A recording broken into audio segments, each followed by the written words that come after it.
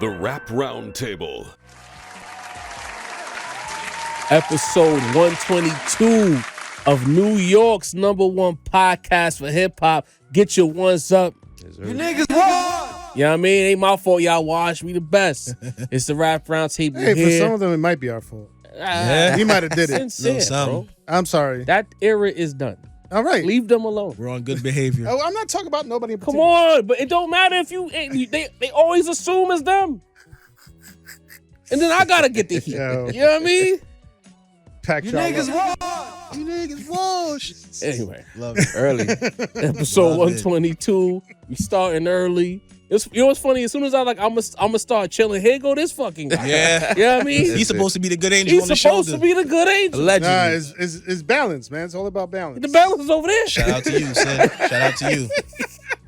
Anyway, you can find the Rap Roundtable, Apple Podcast, Spotify, YouTube, Facebook, Instagram, and of course Twitter. The Lead beat you hear in the background is brought to you by Sincere This Beats. guy right here. He makes beats. Holla at Holla us. at him, man. You know what I'm saying? We are. Tonight's And entertainment. if you're not familiar with who we are, it's your boy Jarv here alongside Sincere Rap Snob. What up, what up? Alongside Deanie the May the Balance. force be with you. Alongside the homie Mace. Good, yeah. We are the Rap Roundtable. Hit the like button, hit the subscribe option, hit the notification bell. We need at least 400 likes on each and every video. Hit the like button. If you haven't subscribed, it was about 32% of y'all have not subscribed, but y'all watch all of our videos.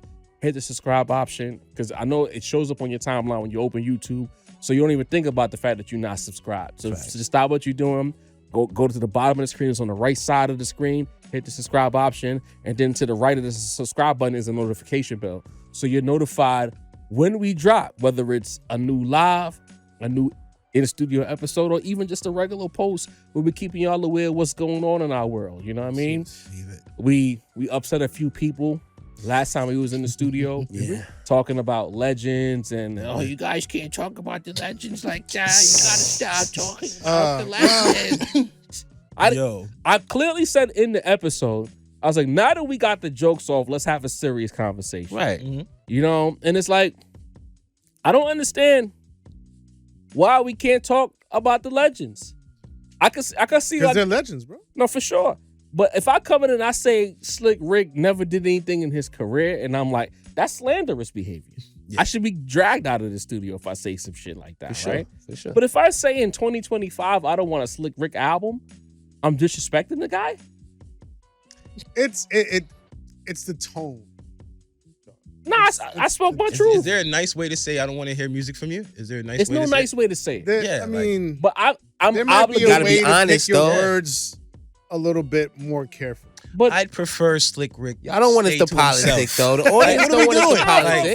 For a But then that wouldn't be us. But am I obligated because he's a legend to want his album? No. Because the same people who are saying, oh, you shouldn't disrespect the legend is going to be the same niggas asking me if I heard this shit. And it's gonna be the same Yeah. nigga saying it's mid if it's mid. So what's the point? And, So, and It's gonna be the same niggas who don't stream the album. To be completely truthful, they probably won't spin it either. You know what I mean? They just Right. want to be part of When the it drops. conversation because he's a legend. Again, honestly, salute to Slick Rick. We love Slick Rick. We even Slick. they got mad. Like I said, Slick Rick, we talked about it. He killed the stage at Legendary Hip Hop shit, 50. yeah. That was talked about. Right. I said that legend. Dougie Fresh made niggas leave. That actually happened. I didn't make that up. Nope. Word to mother, I didn't make Oh, that God. up. We watched No, niggas that's- file out. that was very That 30 happened. minute It happened. vocal beat That was more of session, an bro. observation than anything. Facts. But just because you a legend don't mean that I gotta want your album. I just want to get that out the way early. And if he ha ha about the projects and shit like that, like we also talked about, we said Big L, we want to know what's gonna happen with that. We didn't make fun of Big L. Yeah. We just don't know where the verse is going. We didn't make fun of De La Soul. Right. Facts.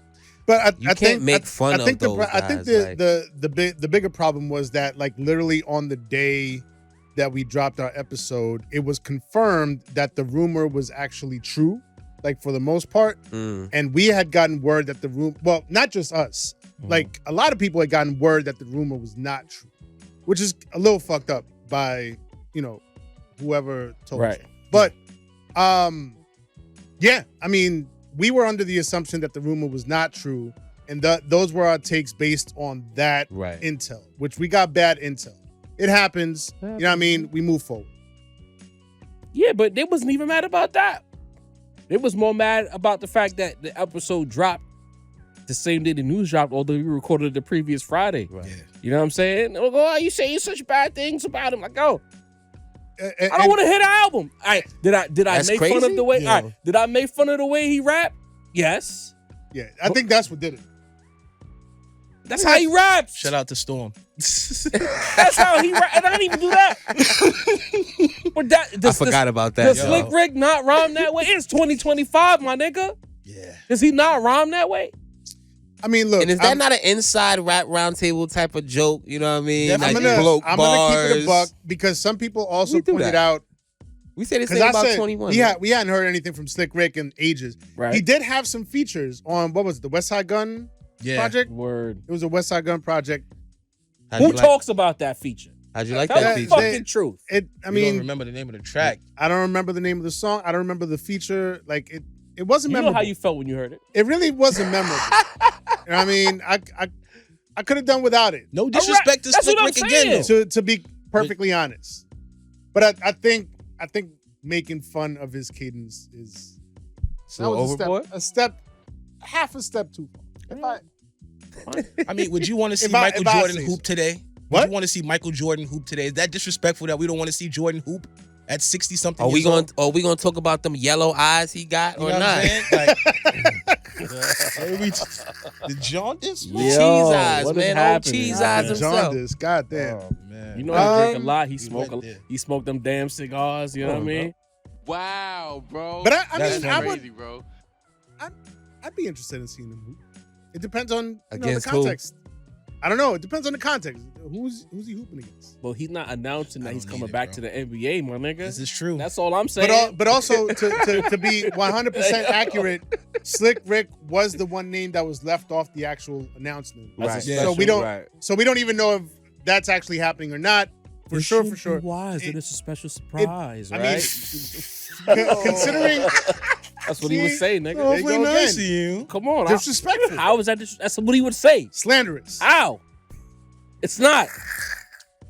Yo, we love Ricky, man. He not. All right. You know. And this one, Slicky Ricky. It was his fault. Who's Slicky Ricky? MC Ricky D. Shout out to my guy Rick. Slicky, But man. it's just not necessary today. You get what I'm saying? I don't think this is a disrespectful way to say it. We But don't know that. You know He what? might drop. You know what I mean? if it's Some fire, we're fire. gonna come up here and And, say it's fire. and I think that's the point that they miss Crow. him.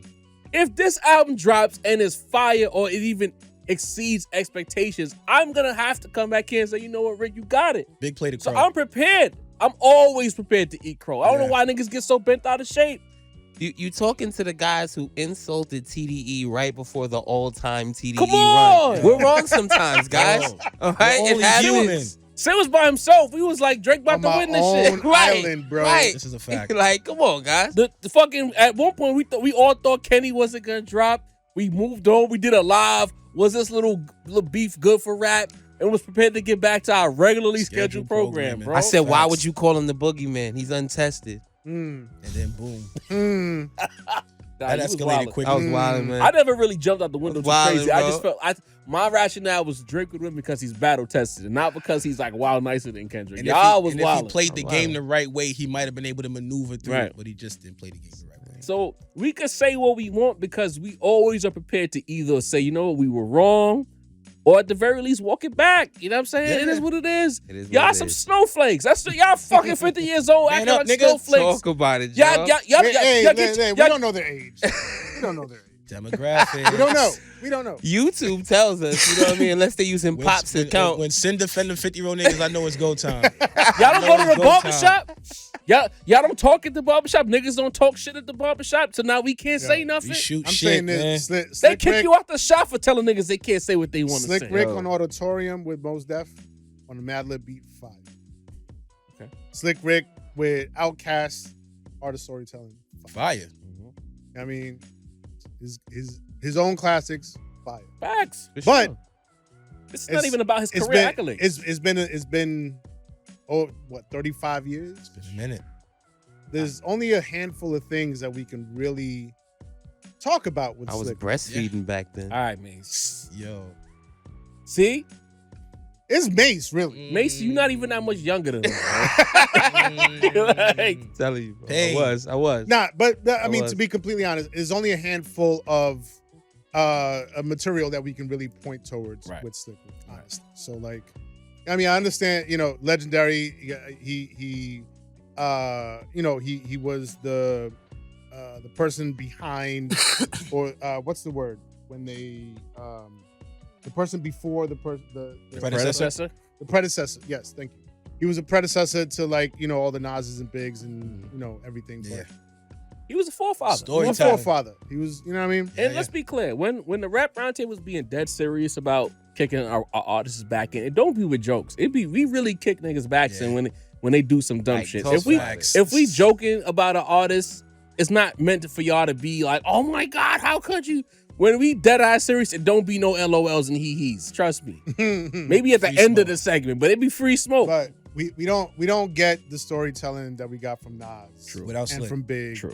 and everybody else without a Slick. For sure. No question. And we honor and appreciate Slick Rick. Anytime I see that man on the stage and he throw the mink on and he cook, we love it. Eye patch. But if I'm concerned about a new album with the way rap has grown since the last time he gave us a full-length album, should I not be concerned? Should I not be taken aback? I think I should be. If If No George trepidation. Foreman got in the ring, rest in peace. But if last year George Foreman got in the ring, I'd have said, what the fuck is he doing? Facts.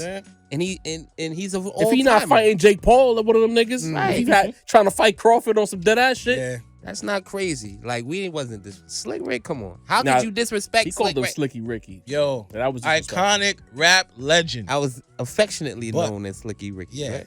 but There it you go. just There you go. there's nothing wrong with saying Nobody's that, ever man. called him Slicky Ricky. Yo.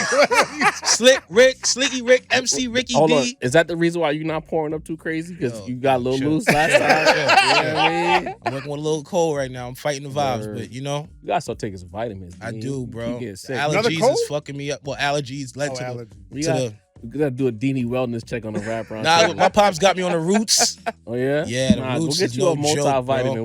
We in the 40 club now. Oh. Them multis will keep you in the game Nigga for ain't never a been long like this time, before. bro. Yeah, Get the multivitamin, my nigga. Real shit. age is setting in, dogs. Yes. Old But I times. digress. Dini wellness check. Chat. Every episode, checking on Dini. Make sure he's okay. After you hit the like button, if you haven't done so already, hit the like button. Ask Dini if he's okay. Let's get into this Kanye and Kendrick Lamar talk. Rap Easy round work. table, you heard? I missed it, guys. Probably for the better. Yo. Sid. You're We're gonna be at this longer than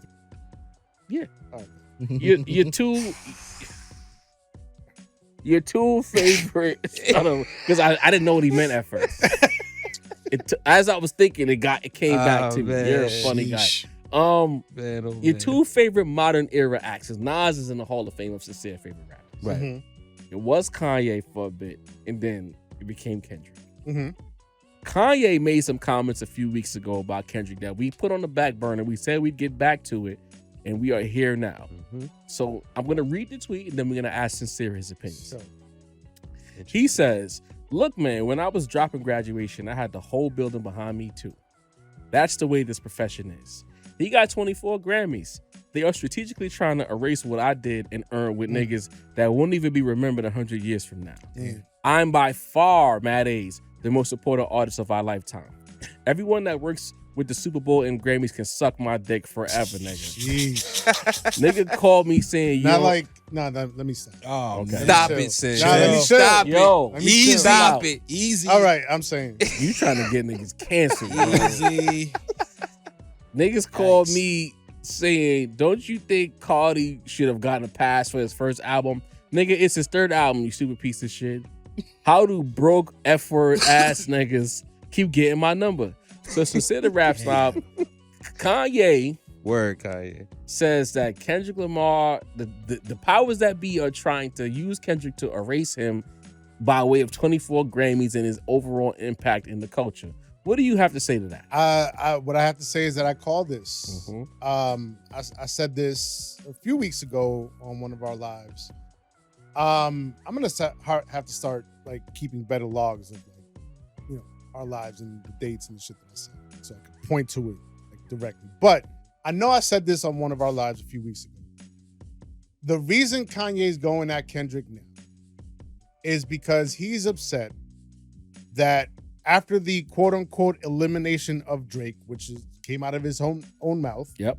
What the fuck happened to that? You know what I mean? That's the Men in Black shit. He thinks he forgot.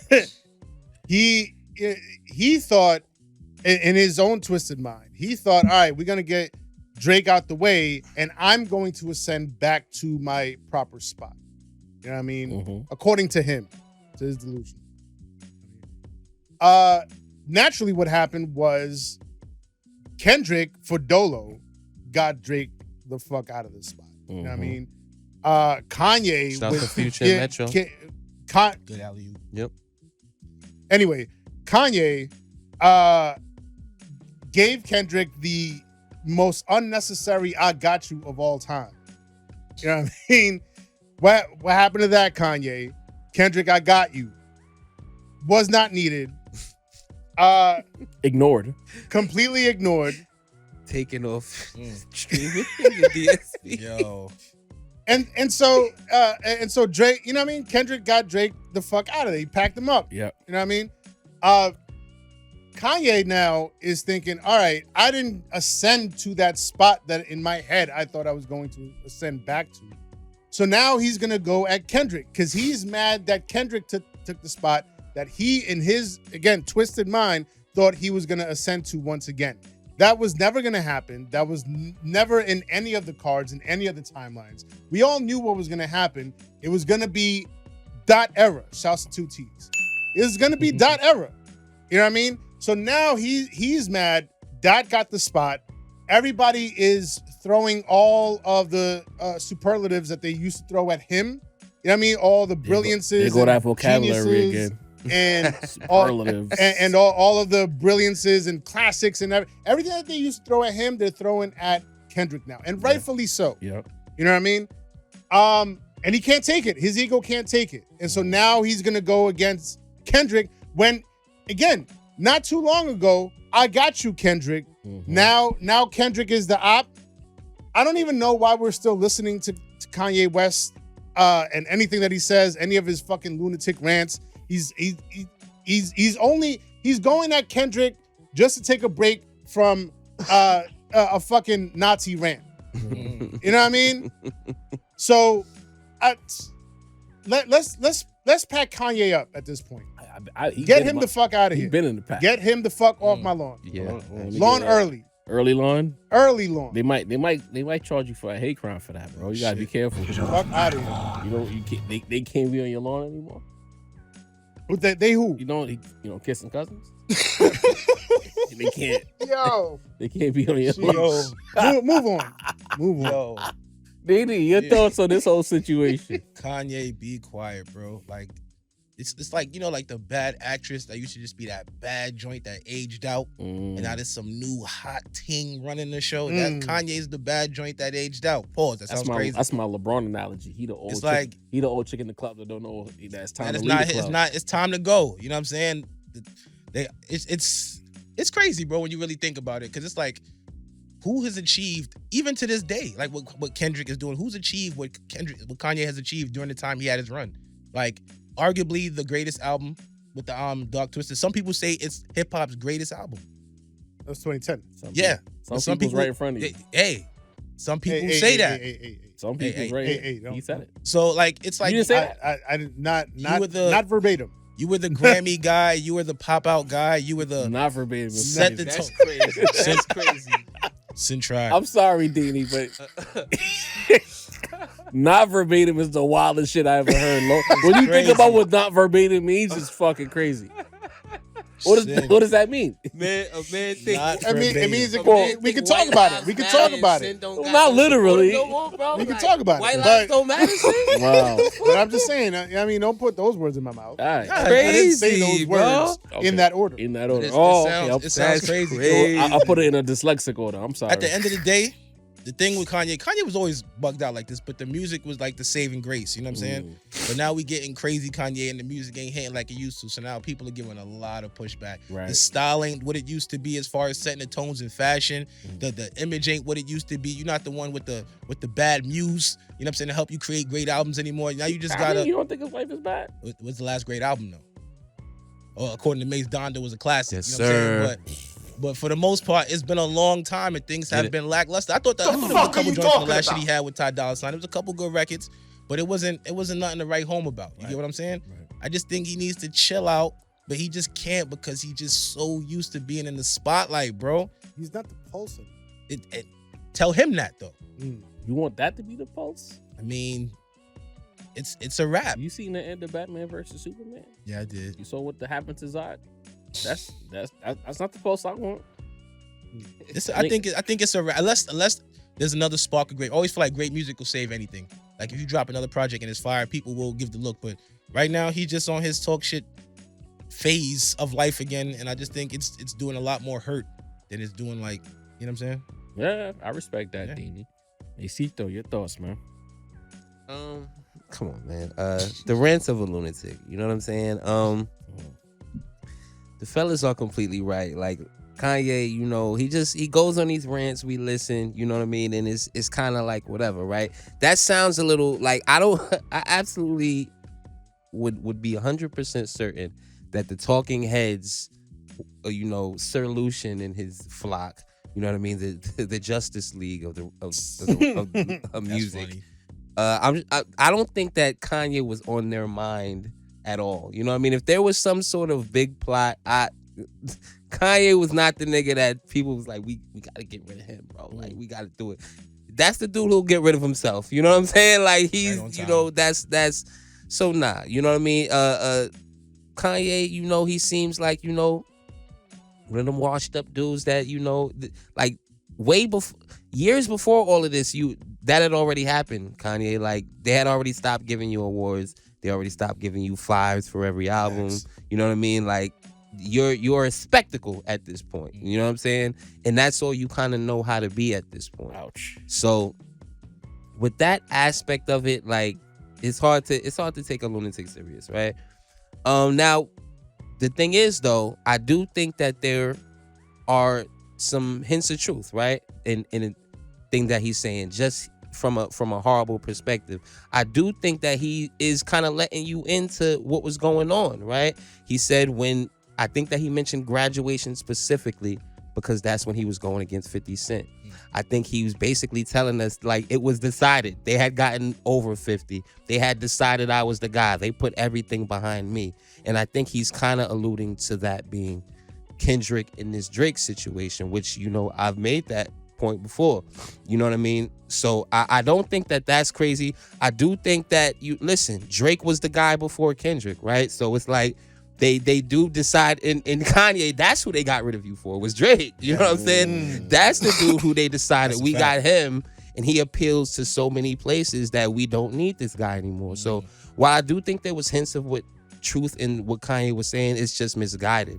You know, like if Drake got up out of here, it was, you know, if it wasn't Kendrick, it was never gonna be Kanye again.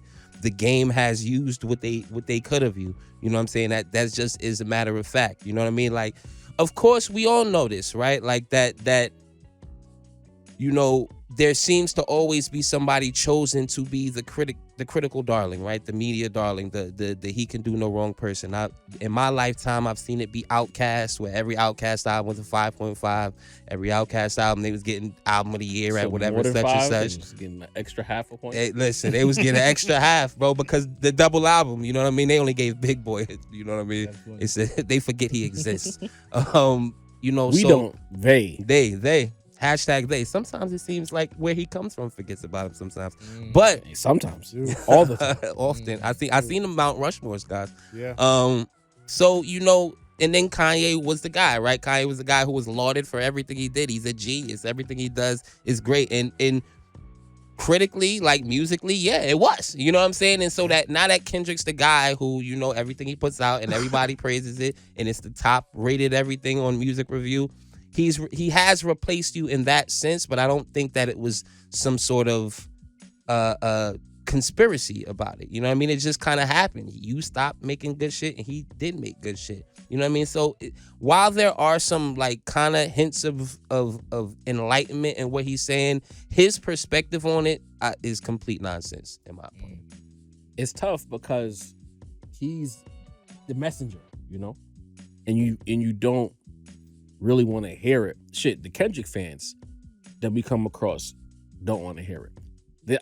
There's times where we be like having real conversations about the industry and how they function.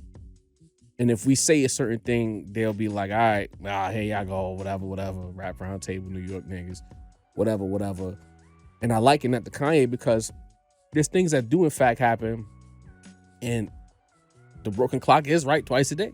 Yeah. And in this case, I can see what he's saying. Because it's like, Mace made the point, and I didn't even come in with that point till you made it, is that like the league does pick a nigga, right? Hove kind of retired. He never left, but right. Because 50 was coming, and he was the next guy. Because there's always been an argument about like, why was Eminem selling more, Nelly selling more, but they still looked at Jay-Z as the guy because they had decided. They had the conversation with the Jigga Man, or maybe they didn't. 50's over here. He's the biggest.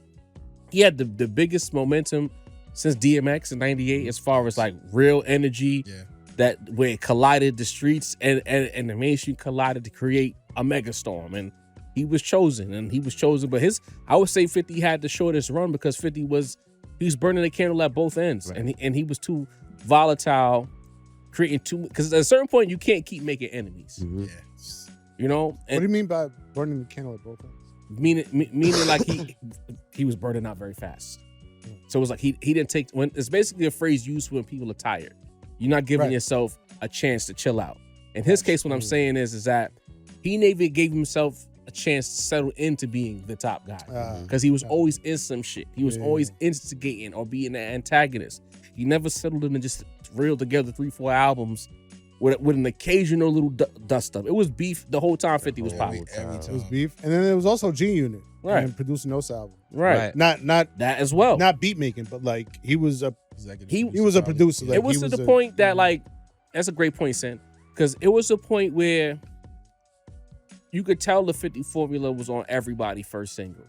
Yep. You go to Lloyd Banks shit. Yep. I'm so fly. That's a 50 record. Yeah. 50 Cent, I'm gonna exit. That's a 50 record. Yeah. We know what he did for Game. We know what he did for what's something from Young Buck. You know what I mean? Like, he was passing along the form because he believed that there was a formula that was tried and true, and it didn't matter who did it, it's gonna work. It's gonna work. Yeah. And for like a 24-month window, and I say 24-month meaning post Get Rich, right? Yeah. G Unit Records, where it worked. Yeah. But then you beefing with this nigga, you beefing with that nigga, you having a shadow war with Jay-Z. You and Fat Joe get into it. You and Cam get into it. You and Kiss get into it. You and Game getting into it. You and street dudes get into it. You and street dudes like have a real life beat. Yeah. You know what I'm saying? The league decided, and there was a time where the corny niggas was finally starting to have they say. Here come Kanye, because Kanye was a corny nigga. Probably, honestly, he still is corny. But it's like he was having his say because it was like, for whatever reason, the hyper tough guy kind of got played out, and they wanted the flashy nerd nigga. Mm-hmm. Here's Kanye. He makes the shit that the heads still love. He could still balance the mainstream with the streets because the streets was fucking with Ye. Don't get it twisted. Y'all can say what y'all want. I was there. The streets was fucking with Ye. Yep. Did they love him the same way they might love a Jay-Z or a 50 or some of the other known street niggas? No. But they didn't turn his shit off when it was played. Because the street niggas who was rapping like Ye just enough to where he could get that spin. Or he could make a song like a Get 'Em Girls and he'd be like, oh, Ye did that? Oh shit, that shit hard as fuck. Mm-hmm. You know what I mean? And then like people he had around him, you know what I mean? Cam, right. That Rockefeller entrance into the game. Him being a sonical vehicle for a great time for us in New York. I ain't trying to speak for the whole nation, but in New York, it mattered. So he had that run, but he never got the instruction manual apparently. Mm-hmm. Like when you get that spot, it's temporary. Yeah. Nobody keeps it. You know what I'm saying? Hove had it up until 02. Let's say Hove had it from 99, 98, 99. Because I want to say him and DMX, it was a free for all. It was you know what I'm saying? So I'll give Hove 99. 99 to 02 was Jay-Z. Just made me think so. Anyway. I mean, we can talk about it. I'm just saying, like, you know, Kanye, that run in the 2000s and the aughts, I mean, he looked to New York. Yeah. Why didn't he look Cam. To, you know what I mean? Yeah. Other regions. Because we were still an epicenter at the time, to be fair. The South came in, Kanye Like had to make some 04. adjustments. Right. Think about it. So Kanye Sonic. Did he? Yeah, he did. Look at Graduation didn't sound like the first two joints. Sonic started to change. But it was. I mean, I don't think it was. Then went completely Nigga had a out the Tube gate record with on the- Right, Graduation. all right, Yeah. the two You know what I mean? record. All right, I see that. But how much more besides that? I'm talking You about had like, Wayne on the record too. so- yeah, Barry all right. Bonds. He like, But the it wasn't a full. but the Sonics was not. Nah. Sonics was boom bap. It was boom bap, but in my opinion, it was like, to me, Graduation and Late Reg are a whole other universe compared to Graduation. They're tied in by the series, but I think the Sonics are a little different on Graduation. Graduation was something else to me. Like it had the veins of, but you could tell. To me, this might sound like a hot take, but we're not podcast niggas with microphones, not yet at least. You know what I'm saying? I look at Graduation as the beginning of a whole other trilogy. I think it's Graduation, 808s, My Beautiful Dark Twisted Fantasy. I think That feels more. I think that's the trilogy. Yeah. That's a fact. Yeah. Or you could say it's the bridge between two sequels. Or you know what I mean? Mhm. That's a fact. You know what I mean? Because I just feel like where he was on a sonical journey that began with Graduation. He tried some shit with 808s, and he landed at My Beautiful Dark Twisted I Fantasy. agree with that. Yeah. You know Wholeheartedly. what I mean? He closed one door, opened another one simultaneously, and we as a listener had to just accept that he was going somewhere else. You know what I mean? And we always say that too. Like we would have never got the classic of Dark Twisted Fantasy without getting 808. Right. You had to take that Exactly. journey. But the bullshit started at Graduation. The Stronger record, Drunken Hot Girls. He was Girls, already come going on. somewhere else. You know Yeah. what I mean? But it's like nobody told Kanye that, yo, you don't get to keep this forever. Or you keep it as long as you are viable to us. Drake came along and say what you want about Orbs. In that world, there's been no artist more viable than Aubrey. Yeah. I'm sorry. Kendrick fans, y'all can get upset. But it's like, we gotta just talk facts for a second. We're not talking about artistic ability. We know, Yeah. we know Financially Kendrick got viable. that. Yeah. We talking Yeah. about money, it's Drake, bro. Because even Eminem sell records, but Eminem don't play the industry game. That's why I don't put him in these conversations. Right. I don't want Eminem fans to get upset. Not about this, at least. You know? And Drake. Go ahead, Mace. No, I'm saying it's an amalgamation of things, right? So the sales are something, but just like you said when Jay-Z came to the top, guys, it wasn't completely sales, right? Because there might have been a year that Ja Rule sold more. Yeah. So sales is a big part of it, but it's not. It's like it's a weird formula. You know what I mean? It's hits, it's relevance, Presence. it's your presence, it's your feature game, it's the Kingmakers, interviews, it's Kingmaker, everything. the other That niggas shit that Jay was talking about on Lyrical Exercise, it's all of that shit. Yeah. You know what I mean?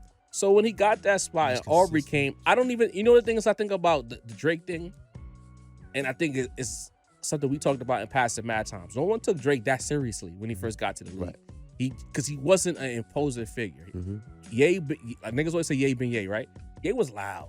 Yeah. Ye was trying to kick doors down. He was obnoxious. Yeah. Drake, before he became the person we know today, was just happy to be here, Yeah. bro.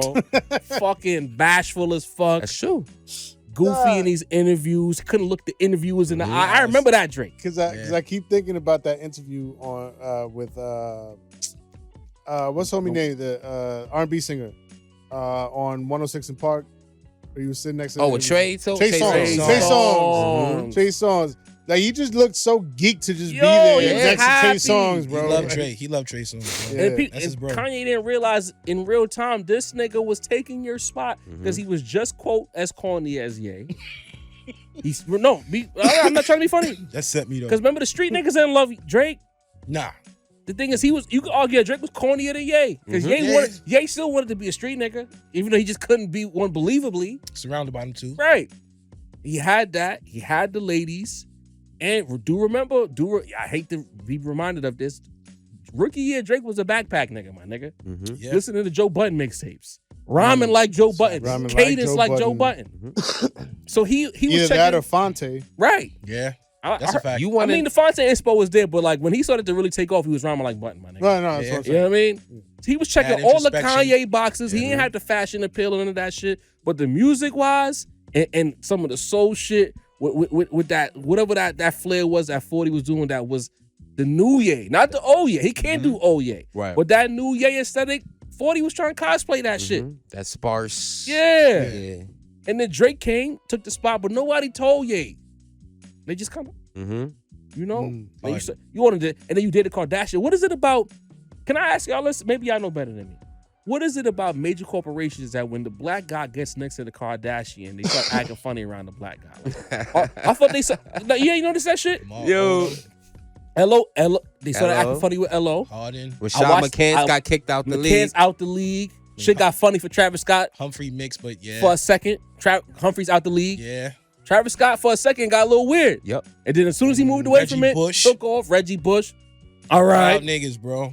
Like I thought that's you know what I mean? Talking Why about facts right now. why do the powers that be not want these guys next to them? Because the minute Ye got next to him, it's like, Aubrey, come here. Yeah. That was it. That was it. When it was Amber, yes. When it was Kim, even Hov ran away from Ye. Mm-hmm. Yeah. What is it about the Kardashians? Yep. A lot. Something that probably the industry knows that we A don't. lot. I'm sure. I'm gonna ask. Because Hov immediately got away from Kanye as soon as he started dating her. Mhm. It wasn't a gradual fall. It was like, nah, we can't be seen if you date Immediately. this. It was Watch the Throne. We were And supposed to then get it Watch the was- Throne too. Right. Yeah. Yeah. That's a fact. There you go. So I think Kanye's problem and even Aubrey's problem now is the rug got pulled out from them. They thought that this was an everlasting relationship. And nah, it's like some presidential shit. Everybody has their era. Yep. Drake, essentially, he had the Obama era. It's a 4-year run. Then there was that funny, the first Trump, we gonna make it political. The first Trump presidency, it got a little weird. It was a little fuzzy. Because Kendrick was popping. Kendrick did something. I don't think that 5-year break was agreed upon by the powers that be. He just left. I think I'm wearing the tinfoil hat, y'all. Stay with me. I think he dropped. Damn, did the fucking soundtrack and scene he was doing some shit that was getting him in rooms he didn't want to be in, and he left. Yeah. And I mean, Mr. when you- Morale like album. when you really listen to the Mr. Morale album, he talks about a lot of that shit. Yeah. You know what I mean? I know how y'all feel about it. Y'all not gonna rush but to you go talking listen facts. to it. You talking facts. But in a lot of those songs, he talks about like having to make relationships that he doesn't feel like making, being in rooms he doesn't feel like being in. You know what I mean? Shaking hands with people that he doesn't agree with. You know what I mean? Like that. All of that is in that album. You know what I mean? So And he said, no thanks. You know what I'm saying? They was ready to push Drake out since then. Because again, before the Rap Roundtable started, and Drake has done numbers, and it's like it's hard to talk to Drake fans because they be thinking everything is hate. Like Drake hit a peak. If you just do the diagram, look at Drake's peak statistically, and then it was slowly, and then it would keep going down. Then it would be another boom. Then it would keep going down. But they had nobody to replace the nigga with. The replacement said no, thank you.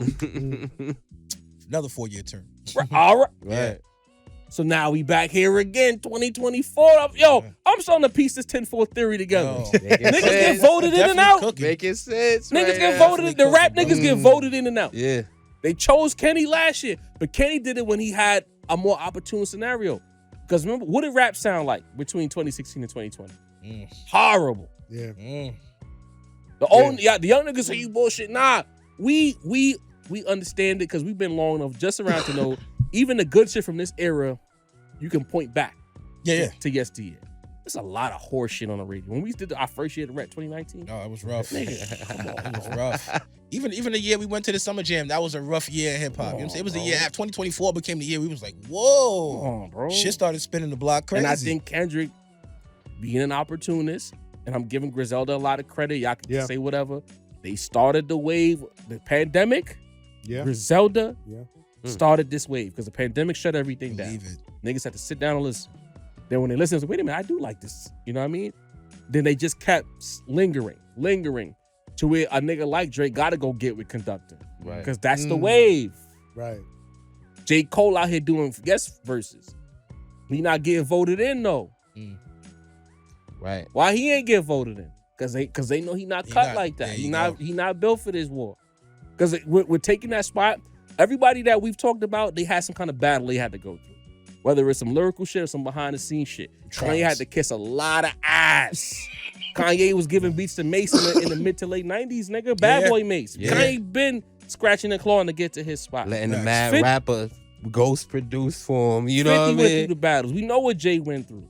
You know what I'm saying? We know what Drake went through. Drake got peed on, nigga. He got beat up in the club. All kinds of Talk these about niggas it. go through it. Yeah. It's a tribulation that comes with being that top guy. Yeah. And the thing about this new era of K-Dot, this new dot era, I point directly at Man at the Garden.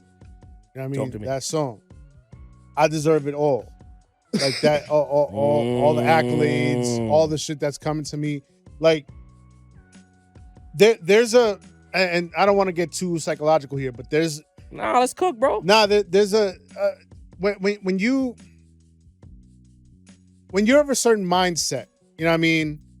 Like, and you have all this talent, you have all this gift, and your mind is constantly worried about like the trials and tribulations of the world and shit like that. Like that's what your mind is occupied with. And then like when you have an artistic mind like Kendrick's, that's what you want to put in your art. You know what I mean? And it gets to the point where it's like, all right, this material shit, you know what I mean? The trophies, the money, like none of that shit really matters. But you got to get to a point where it's like, all right, fuck it. Like I'm really that guy and I deserve this shit.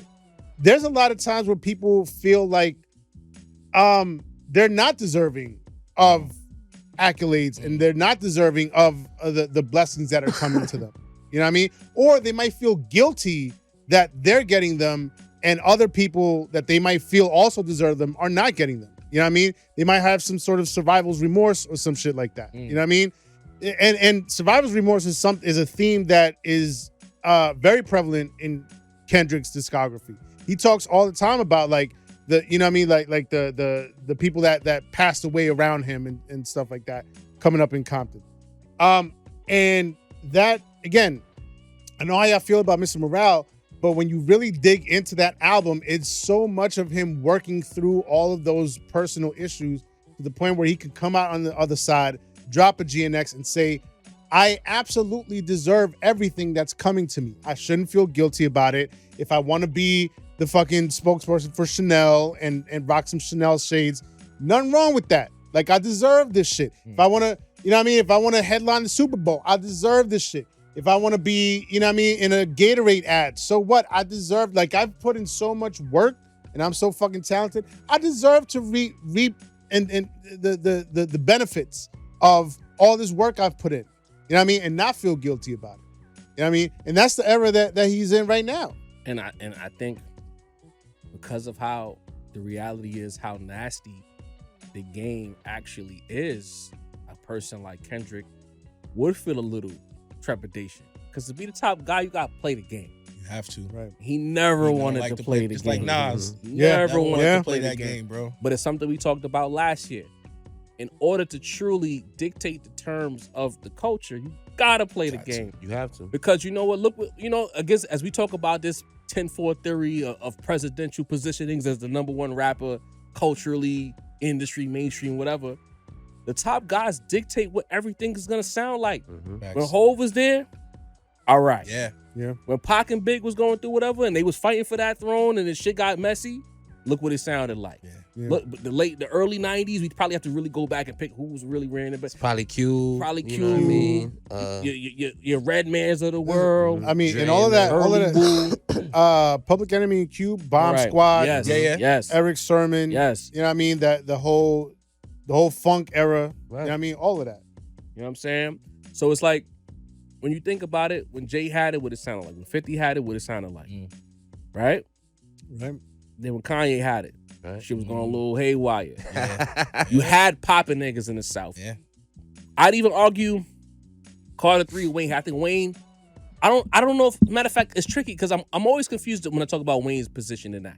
Because I felt like he was on fire, He but, was the guy for a little but while. after Carter 3, it was like, is he the guy? Well, Is it him? He got like a year or two You run as the guy. mentioned the battle for the titles that Jay and DMX had. I feel like mid to late aughts, Kanye and Wayne kind of had that same battle about who's gonna be the guy. What year did Carter you know? 3 drop, Maceo? Oh wait, it was graduation 07, Carter 3 08. So they was really battling for that. So You know would what I you mean? say in this theory that the Good Friday shit that led to My Beautiful Dark Twisted Fantasy ended that argument? Yep. Yeah. That was some great music. Along with Wayne going to jail that same year. Okay. I knew I was forgetting something. I knew because when the Carter 4 dropped afterwards, it didn't hit, and by that time Aubrey's already moving. They already Go got time. their next guy. Yeah. Next You know what I'm guy's already saying? there. But in order for you to, because you could be popping, you could be hot in rap, but the number one person's like that trickle down economic shit. the number one guy or the front-facing person of rap is gonna dictate what the rest of this shit sound like. So when Aubrey's running around being number one in the mainstream and all the shit, like, look how much shit we had to eat, bro. Now, granted, there was some good shit throughout that. Some of that shit was good. Like, I fuck with the Migos. Rap is rap. You know what I mean? So it's always gonna be some hard shit. You had some West Coast shit. Like, TDE was right there. Cole was there. Yeah. But what rap was considered to be, whatever Drake was doing. Yeah. Now, when you have a Kendrick Lamar, it makes what motherfucking academics said about those anonymous rappers, it make more sense to me now as I'm talking through this theory, because it's like they said that he making rap not fun no more. Because when Drake was quote number one, you could do what you want. It was a free-for-all. Now the quality has gone up. So you can't just sneak in the back door with some bullshit. Facts. So I think, I don't know who talked to Kendrick, or maybe was it advantageous that the sonics have changed, these Griselda niggas, these underground niggas have enough of a voice, the pandemic slowed niggas down, people are listening to lyricism again. Maybe y'all could try it. Like, I'd like to ask Kendrick that. Like, what made you decide that I'm going to comfortably wear the crown now? Because he never wanted to wear the crown until now. Maybe he just felt culturally he didn't like the way shit was going. Like the fact that... But his whole career was going to shit. Right, because Kendrick came out the year after Drake. You know what I'm saying? It's not like they're two different eras. But there's always a... There's always needs to be. He's been here the entire time. There's always needs to be something that sets things back on the right track, though. You get what I'm saying? Like how like fashion is reciprocal and shit. Like you can do whatever you want to rap. You can make one dance. You can make Hey Delilah or whatever that shit. But we have to go. Apparently, you can't make. We have to go back to rapping. You get what I'm saying? You have to go back to pure rapping, pure beats, look how long pure sonics. Look how long it took for bell bottoms to go in and out, nigga. Like that's the reciprocal thing of fashion. Like it's a circle, bro. Because I feel like now with him being that guy and Kanye's getting frustrated, it just shows how aloof Kanye's been. Like, you didn't know you got pushed out? But been pushed out. That's... You was fighting with Drake for the same shit, wasn't you? Drake pushed you out. That was Kanye's, like, win, though. Kanye's win was that he was so aloof and that nothing could affect him. That used to be a positive thing. But now that the music ain't hitting how it used to, that aloofness is really fucking annoying now. You know what I'm saying? Okay. Okay. Well, it's crazy how this Kanye topic turned into something else. But I think this theory of mine where the league picks a guy and he has a time in office, and at a certain point they dictate when you in and when you out. And I think they've been trying to push Aubrey out. Yeah. And Aubrey knew he was getting pushed out, and he's deciding to fight back. Too big for the britches, man. But it was a whole bar for that. Grown ass pants, some shit. I can't remember the shit right now, but it was like your arms are too short, bro. The box with God. That's not the whole line. I pivoted to that line. And your arms are too short. You know what I mean? Because at the end of the day, the man's gonna man, right? They gonna dictate the terms, especially if you sat next to the man for quite a long time. You can't tell nobody shit, Drake. You gonna tell? Like, I'm concerned about your guy, Mace. It's kind of crazy. They gonna cut his legs off. Pause. Listen, they really man. like he keep pushing this shit. They gonna cut his legs off. And they already playing with his numbers. I feel like and this is what the Drake fans don't really get into. I think the fact that he went through with the lawsuit is a concession of, you know what I mean, it's over, guys. You know what I'm saying? Like, to me, why haven't you said that on No Other Live? Listen, I might get him. You know, BTV having me on defense. I never looked at that until you. I never looked at it that way until you just said that. White Flag Entertainment, you said? You know what I mean? Because it almost the opposite of what we're saying Kanye is dealing with. You know what I mean? Because throughout these transitions, the other guy has kind of faded to the back, right? Jay-Z became the executive. 50 Cent said, I'm going to retire, and then kind of just got into movies, right? Kanye fighting Kendrick over the top spot is like 50 fighting Drake over the top spot, or like Jay-Z fighting, you know what I mean? Like, it's generationally, you know what I mean? Niggas passed you a decade ago. Right. You know what I mean? Stop looking at you as that guy. You've already transitioned into that wily veteran, that sage OG guy. There was a Drake you know? album that packed Ye up, and he ain't even on. What was it? Was it Nothing Was the Same?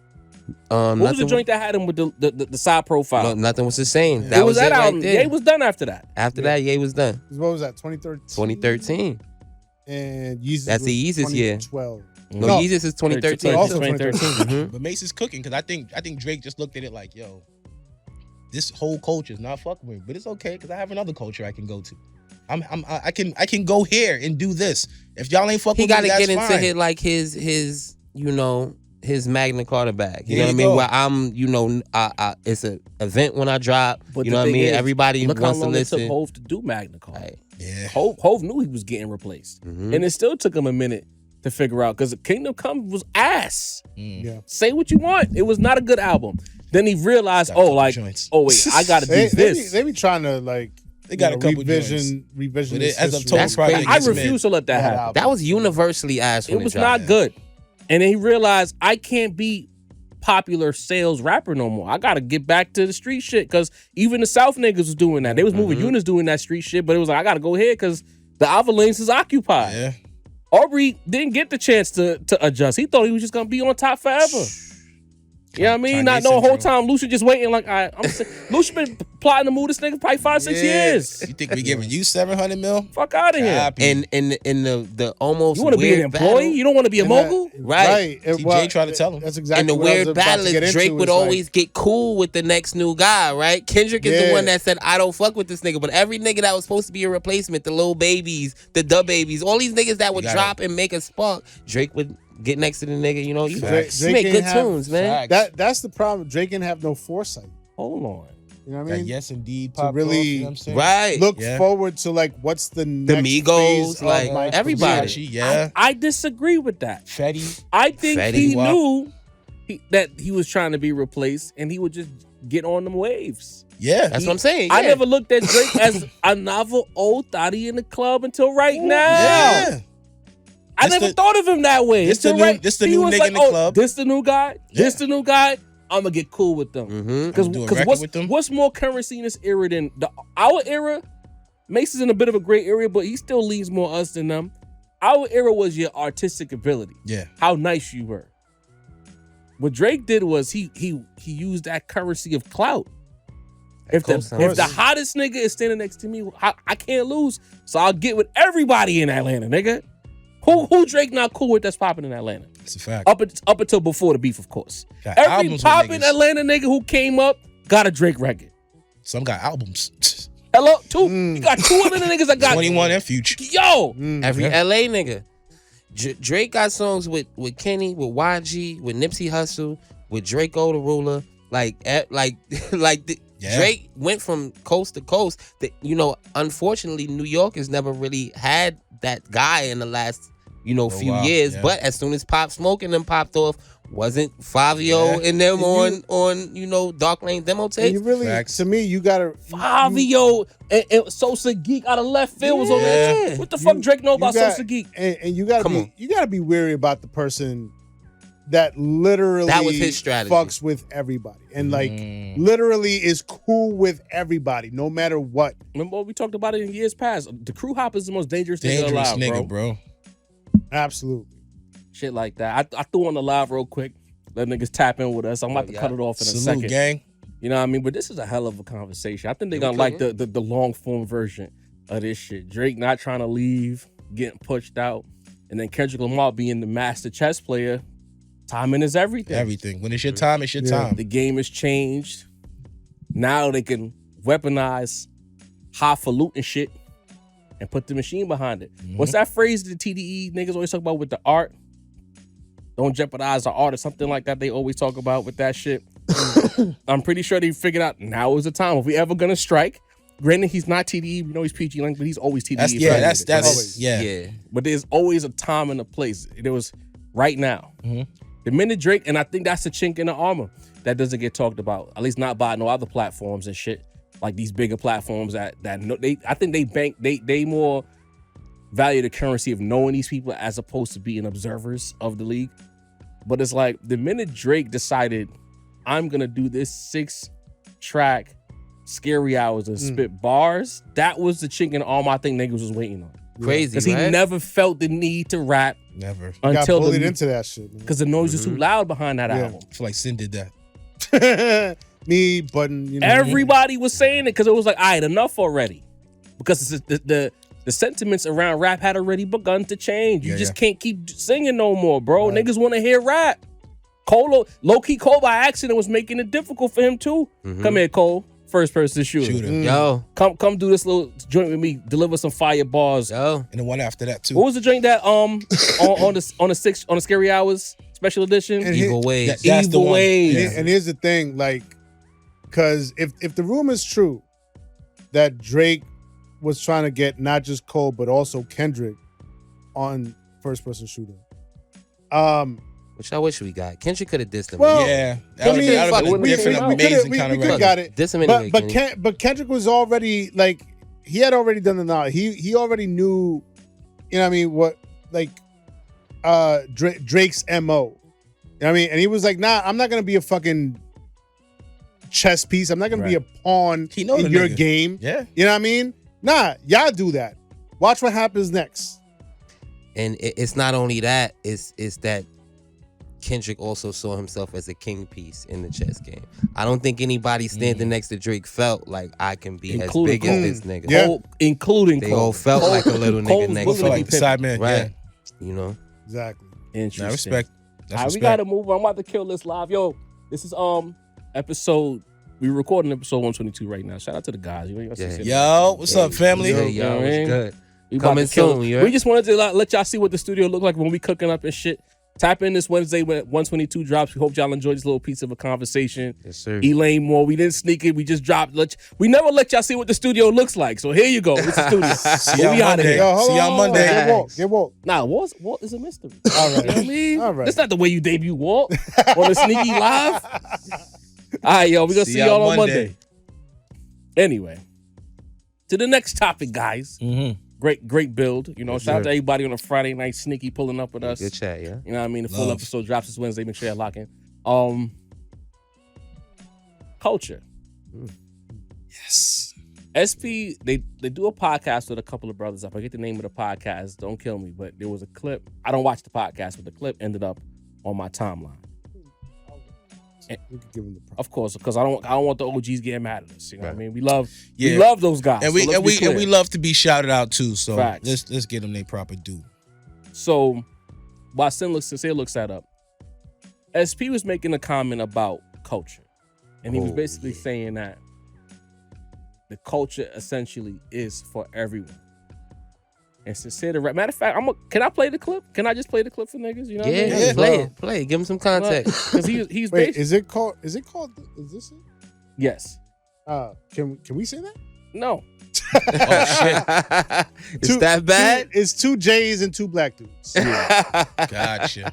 And he's making a comment about a situation where I guess hip hop culture should be digestible for all parties involved. And I felt like that was a little tricky to make that comment. Yeah. All right, so I found the clip. I was trying to buy some time. Culture is not something that you say is there for a certain group of people to benefit from. It's for everybody. Culture is for everybody to benefit from. Yeah. Every single person, from the poorest to the richest. That's what culture is. Whether you want to talk about food culture, music culture, And this is white, black, religious culture, Yeah. white, No color, black, no Asian, no thing, culture. no thing. When it comes to culture, it's something I'm bringing you into. Yeah. Something that I'm saying, here's what people did before me. Here's what people that are my peers are doing. Here's what people are going to do after me. This costs you nothing. It costs me nothing to say culture is me dapping him, hugging him, asking how he feels, saying we like the same shit. You going somewhere, I'm treating you right, you treating me right, saying please, thank you, having the same system belief and treating each other with respect. That's culture. You can't gatekeep something that is free. Now, all this other shit y'all calling culture is not culture because culture doesn't come with a dollar tag attached to it. Facts. Culture. Your thoughts? Well, Mm. I'm a little disappointed with Not his take Well, Holiday? with Holiday. SP to go. Especially Crazy. because it's SP. SP has always been out of the locks, out of the three Stand locks. up, He's man. been the most conscious one, right? And so like on a certain level, I agree with him in a vacuum. You know what I mean? With no other context around, sure, we can share culture. I could bring you into my culture.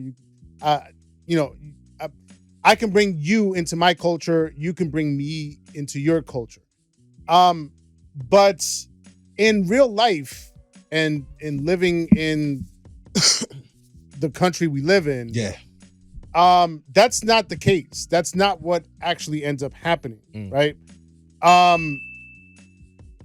We're all aware of how quickly and how seemingly easily, them folks in this country will take culture and exploit it. and vulture it. You know what I mean? With no hesitation. And no hesitation. You know what I mean? So when he says something like culture is there for the rich and the poor, not so much, right? That's not really the case, because culture is almost always generated by the poorer The people, especially the poor, the people of the land. You know what I mean? The poorer people. You know what I mean? And then because rich culture ain't no culture. There's no culture. Like, so you get the rich folks and they look at culture and they're always like, well, how can we monetize this? How can we make a bag off of this? You know what I mean? How can we bastardize this? How can we vulturize this? You know what I mean? And it happens every time. In hip hop, you know what I mean? We can take it back to like Vanilla Ice. You know what I mean? We could take it back to shit. I don't want to piss people off. Do it, Sin. To a certain extent, Do it. the Eminem thing. Eminem, as nice as he is, his career discography has not been what it should be for somebody that's considered a GOAT. You know what I mean? And so for him to be constantly considered a GOAT when his discography says otherwise, that also bothers me. And that tells me that, like, you know what I mean, them folks over there are gonna look at him first before they look at anybody else, despite what the actual discography is, right? So no disrespect to Eminem as an MC, but the discography is just not there. You know what I mean? We see, you know, what happened with Miley Cyrus when she linked up with Mike Will made it. Yeah. We see what happened with what's happening with Tommy Richmond. We see what happened with there was this one other person, I forget the name, Post Malone, right? So there's this fucking scumbag, and that's only within you know our era of hip hop. We could take it back so many years. Shit, I just came off seeing Sinners. Classic. We all watched Great Sinners. movie. Have we all seen it? No spoilers, please. All right, no I'm seeing it spoilers. tomorrow. No spoilers. Yeah. But it relates a lot to this topic of, you know, culture being something of the people of the land, and a lot of times of the poor. And then, you know what I mean, the rich folks or the people that are adjacent to wealth or adjacent to a certain power structure, they'll come in and swoop in and say, oh, that culture looks nice. I feel like we could make some money off of that. Let me borrow that culture real quick and monetize it. You know what I see mean? it in rap. That's what they did. So Everything. So for him to say that like culture is just free to anybody and everybody, I don't necessarily agree with that. I mean, again, in a vacuum, sure. But what he's saying is that you cannot gatekeep culture. I think the goal should be to gatekeep culture, especially in this era, as much as we can, because if we don't, then, you know what I mean, them folks over there is gonna look at any new trend, any new shit that we listen. Everything that happens on TikTok, all the trends that happen on TikTok start with black people. All of them. What they call Gen Z slang, it's all ours. It's all black slang. You know what I mean? It's all AAVE. You know what I mean? All of it. You know what I mean? So like they're always so quick to like take and not give the proper credit. I say we should gatekeep more. We should make it our business as a community, as a culture, to gatekeep the shit more and be more careful about who we let in and who we invite into our circles. Otherwise, we're gonna keep seeing what we've been seeing for eons, and that's them taking the culture, monetizing it, reaping all the benefits, and sucking the land dry. You guys got anything to add? Yeah, go ahead. actually, because I actually have a little bit of pushback against what Sin was saying. I think Sin was a little bit all over the place. but only because this culture conversation itself is all over the place. Yeah. It's all over the place right now. Yeah. I don't think nothing Sin was saying was incorrect. But I don't think that's the perspective that P was coming from here. I think it's always I think, yes, we always have decided to go against the man, to go against, this hidden agenda that's against us. I don't think that's what P was necessarily referring to here. The vibe I got was, I think he was speaking about people within the culture, weaponizing the culture against each other. You know what I mean? And that, because it's clear this conversation is coming from the Kendrick Drake thing, right? And so I think his reaction is to that it almost seems like everybody is on a culture witch hunt right now. And it seems like, oh, you're not this, you ain't culture. Oh, you didn't listen to this growing up. We have niggas telling us. They said we don't like Slicky Rick. Y'all not culture. You know what I'm saying? Like Chronic, you ain't culture. It's almost like your opinion. Can I say something to that? Of course, go ahead. Don't forget what you said. I'm on. But it's funny that you said that, because it's gotten so ridiculous, the culture witch hunt, that when we tweeted about, what was it? Keep it thorough and bring the pain. Right. The first person that responded to that tweet was like, "Oh, you can't be 40 if you say that." It's like, what? No, I'd love to be 25. Right. Fuck, you know what I mean? And it seemed like from opinion to opinion. I find that particular conversation fascinating, because Bring the Pain, when it dropped, had an immediate impact, but in the years since then, we don't really go back to that song like that. We go back to Ice Cream. We go back to Protect Your Neck. We go back to all you got is us, or all we got is you. It's a lot of shit. Triumph. It's a lot of shit. There's a lot of shit that we go back to. We don't really go back to Bring the Pain that much. Mm-hmm. It's a great beat. It's a great song. Great song. But as far as the Wu-Tang lexicon, METHOD, Man. the joint with fucking Mary J. All of these records hit higher on the lexicon. But Mace, as you were, we don't want you to lose your point. Nah, you cooking. But it seems like this culture thing, it people use it just because you disagree with them. You know what I'm saying? Just because you have a different taste in them. Just because you come from a different place than them. Like, are we all culture or not? You know what I mean? So it's a very weird conversation, and I feel like that's where P is kind of coming from, right? Like, are we like what? And we spoke about this culture conversation. People kind of thought I was just coming from a Drake aspect, but that's not really it. I feel like we need to have a baseline for culture. We need to figure out what we talk. Are we talking about black culture? Are we talking about hip hop culture? Because Sin, they will look at Sin, who is the most hip hop nigga I know in real life, Facts. And because his skin is lighter than ours, tell him he's not culture. You know what I mean? So what is the fucking culture that we're talking about? So, you know what I'm saying? Who are we defending it from? Who are we letting in? So, like, that's where I feel like P is coming from. Like, we gotta stop that shit, bro.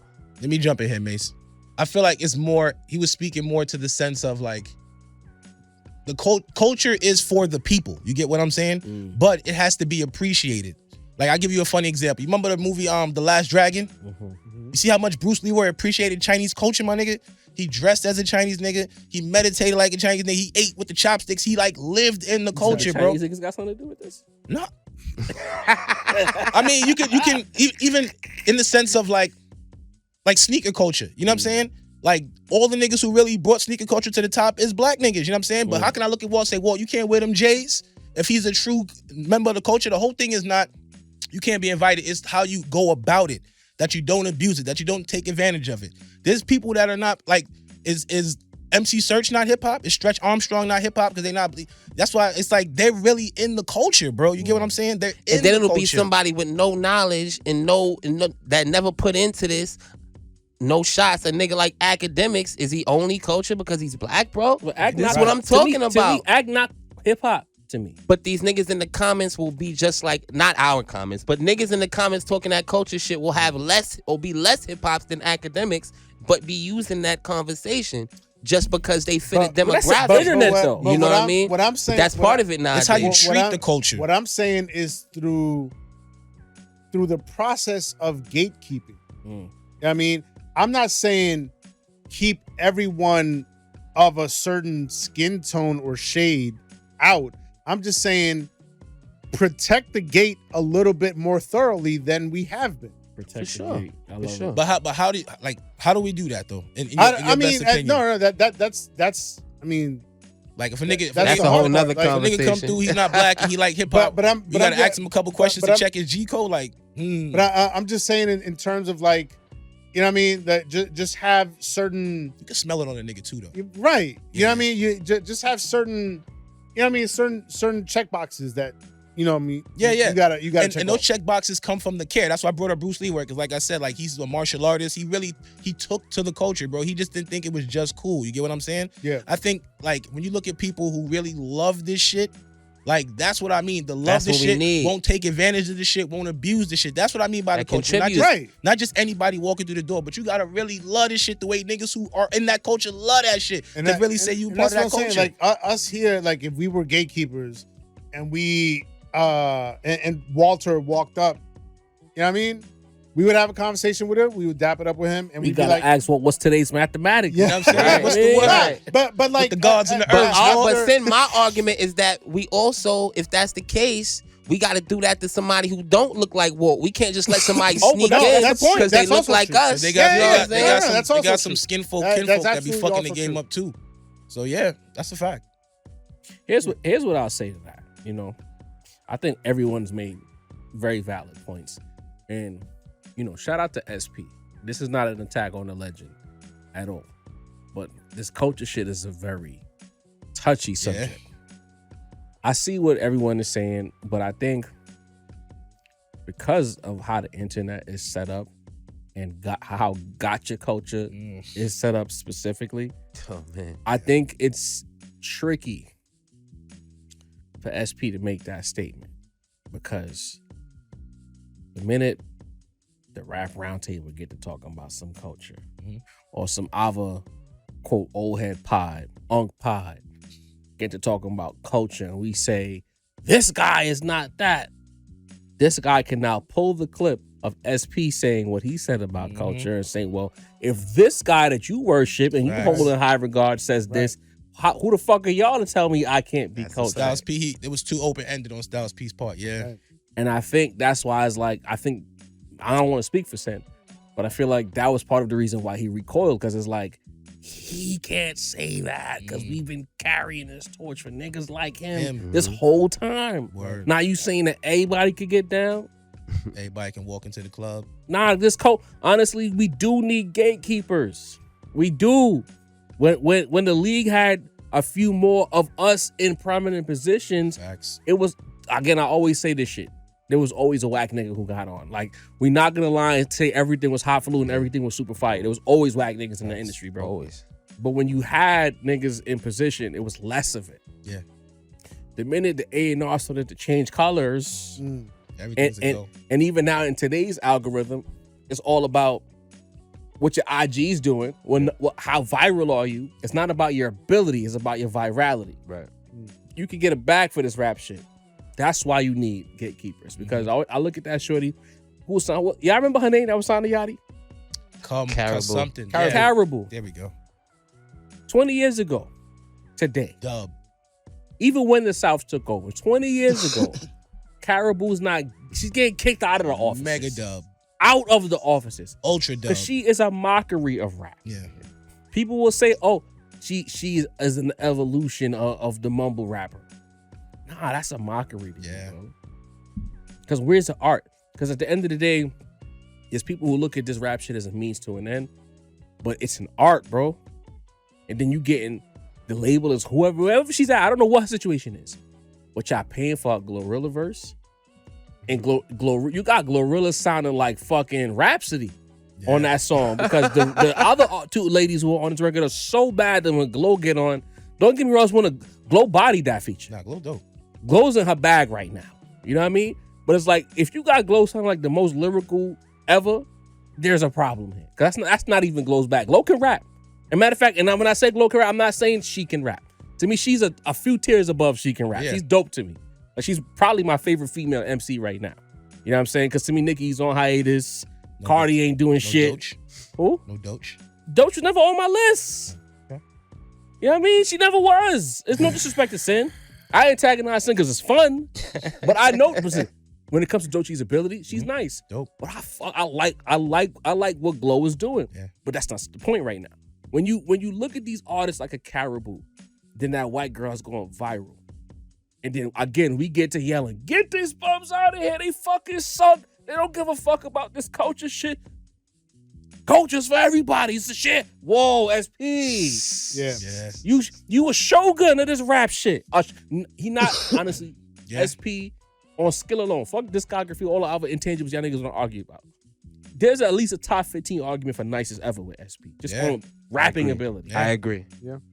I agree. Talking to niggas, So man. I think because he doesn't have, and I don't want to talk out of my ass because I respect this man. But I feel like if he had a better understanding of how much niggas really value him, he wouldn't say that. Because Kiss wouldn't say that. Kiss get all the interviews. Kiss is not gonna say culture for everybody. And I hope I'm gonna have to go watch the whole podcast to see if Kiss agree with him. But I doubt it. I'm willing to bet that Kiss didn't agree with him on that. Or he respectfully disagreed with his brother. But it's like Kiss all these years has never said nothing like that. I don't think Sheik Luch would say something like that. But it's like you gotta understand your position. So I don't want to say I disagree with Mace because I understand what he's saying. But like if a Wayne say that, because Wayne's kind of in a gray area, I could understand.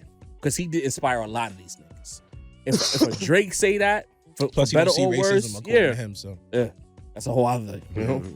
If Drake say that, I can understand. If some new black kid in this era, just his first year here, rookie, I could understand that. SP is but as a pillar of this shit, and he understands what it's supposed to be about, can't say that. Yeah. And that's my argument. I'm not even arguing how right or wrong he is. Because maybe you do want to share this shit. Maybe you do want to uplift this shit. But you do need gatekeepers. You gotta you gotta have a filtration system. I just feel like it's a very idealistic point of view. And being of the age that he is, plus the experiences that he's had as being part of the Locks and everything that they've gone through dealing with the record industry and everything. Talk about it. I feel like it's a weird stance coming from him. You know what I mean? If it's a younger person, no matter like what, you know, male, female, black, white, whatever, but if it's a younger person, like I could see that stance coming from them. But from SP, it's a little odd. That's why I don't fully disagree with Mace, because for every one of you saying, there's probably like 15 of that nigga with the crumbled up hat, right? I forget his name right now, but y'all know what I'm talking about. Yeah. Who are fucking absurd or make niggas feel uncomfortable, who might actually love this culture shit and want to embrace it, and you're not even letting them embrace it because you want to be an asshole. Oh, you can't, because... You know what I'm saying? So he probably might be looking at it from that situation where it's like it's a witch hunt for you not cloth, you not cloth, you not cloth, you not cloth. You know what I mean? You know what I'm saying? You just figured out. All right. There's a lot of niggas like that. So maybe he feel like, and like to me, SP could knight me and say I'm cloth because that's SP the ghost. The nigga with SP might look at the nigga with the crumple hat and be like, "Who the fuck are you?" I don't care how many I don't smell it on you, nigga. Right. I don't smell it. I don't see it on you. Think about the niggas we've interviewed or the artists who come across. When we get to talking to them halfway through the conversation, they figure out that we really love this shit. Yeah. They could come through and they could try to judge us, and these are just some niggas with a podcast trying to get clicks. Then within a few conversations, a few minutes of the conversation, oh, they really get this shit. They love this shit. Then you got crumple hat nigga who won't even want you to talk. Fuck out of here. So maybe SP's looking at it from that perspective. He probably come across some corny niggas all the time. Like, yo, fuck out. Everybody could be culture. Because it's like, if you got this guy saying he can't be it, and I don't even think he's sanctioned, who the fuck is he to say that he can't be? You know? And he probably got them dusty niggas coming up to him like, yo, I hate Cash Cobain, you that real shit. Meanwhile, like, I fuck with that. He in the car. Right, like for sure. Driving all through the streets. Like that's what's the arbitrate. That's just not my right. That shit go hard. That shit go hard. You know what I mean? Shout out to her. That makes most Def Kid, right? Yeah. Shout out to her. But Cash Cobain got to make that shit viral. You know what I mean? Yeah. But anyway, sticking with the Locks, there was a conversation surrounding Jadakiss that because his father went on the Joe Budden podcast almost a year ago. Right, yeah. because I saw this back then. I'm Right. not gonna lie. And mentioned that Jadakiss went to private school. That somehow Kiss is a fraud and all the shit that he rapped about is cap because he went to private high school. And the niggas on the internet grabbed onto that and tried to say they were trying to run with this whole idea that Kiss is somehow Papa Doc. Oh wow. You know what I mean? These internet niggas. Clarence. Right. Yeah. These internet niggas is running around trying to say Kiss is fraudulent in his raps. So we got to go uptown first. We got to talk to Denny the Balance. You hear niggas saying that Kiss, or they trying to suggest that because he went to private school, he is a fraud. What do you got to say to that? There was a lot of good kids in the Mad City, man. There's a lot of, Mad City good kids. But I truly believe that you could still be in the trap even if you were in private school. Like, if I'm not mistaken, then Dame Dash, you talk about that. He was in an Ivy League school or some shit, and he was still getting his little shit off. Okay. Like, so niggas could still get it. Like, is it a little fraudulent, though? In my heart, a little teeny bit. Because, a teeny bit. A teeny bit. In the sense, why I say it's a teeny bit? Hold on. You got to clip that and do a close up on Mace In the sense, folding of up his bit. arms. Yo. I was ready. If you're, and I only say it in this. Why not ask this nigga anything? Nah, bro? in this. Check it out though. In this. How is it fraudulent, bro? Check it out. I'm listening. All right. So if you're a nigga, right, and you listen to Kiss, and Kiss is your inspiration. Yeah. You know what I'm saying? You think I might have to hit the streets. I might have to hit the block. I might have to do this. But really, you might not have had to do that because maybe he didn't live that life. You get what I'm saying? I'm just talking about the image that's portrayed. Like, it's funny, like, we even talk about it with, like, the rappers of today, like Jim Jones. We always talk about Jim Jones, how he out here rapping all this street shit. But Jim Jones kid is in a good school. You get what I'm saying? So don't jeopardize your life doing all this shit Jim Jones is talking about while his kid is in a good school doing good things. Does that mean Jada's a fraud? I'm not saying he's a fraud. Okay. I'm saying I can say how that can come off a little fraudulent because you're not thinking he's coming from that angle. You get what I'm saying? I grew up in a house, my nigga, around the corner from the projects. I stayed in the projects. Did I grow up in the projects per se? I wouldn't say I did because I grew up in that house. You get what I'm saying? So am I act like I'm the hood nigga number one because I chilled in the Jacks a lot because I was in the Jacks daily? No, nigga, I came from a good home.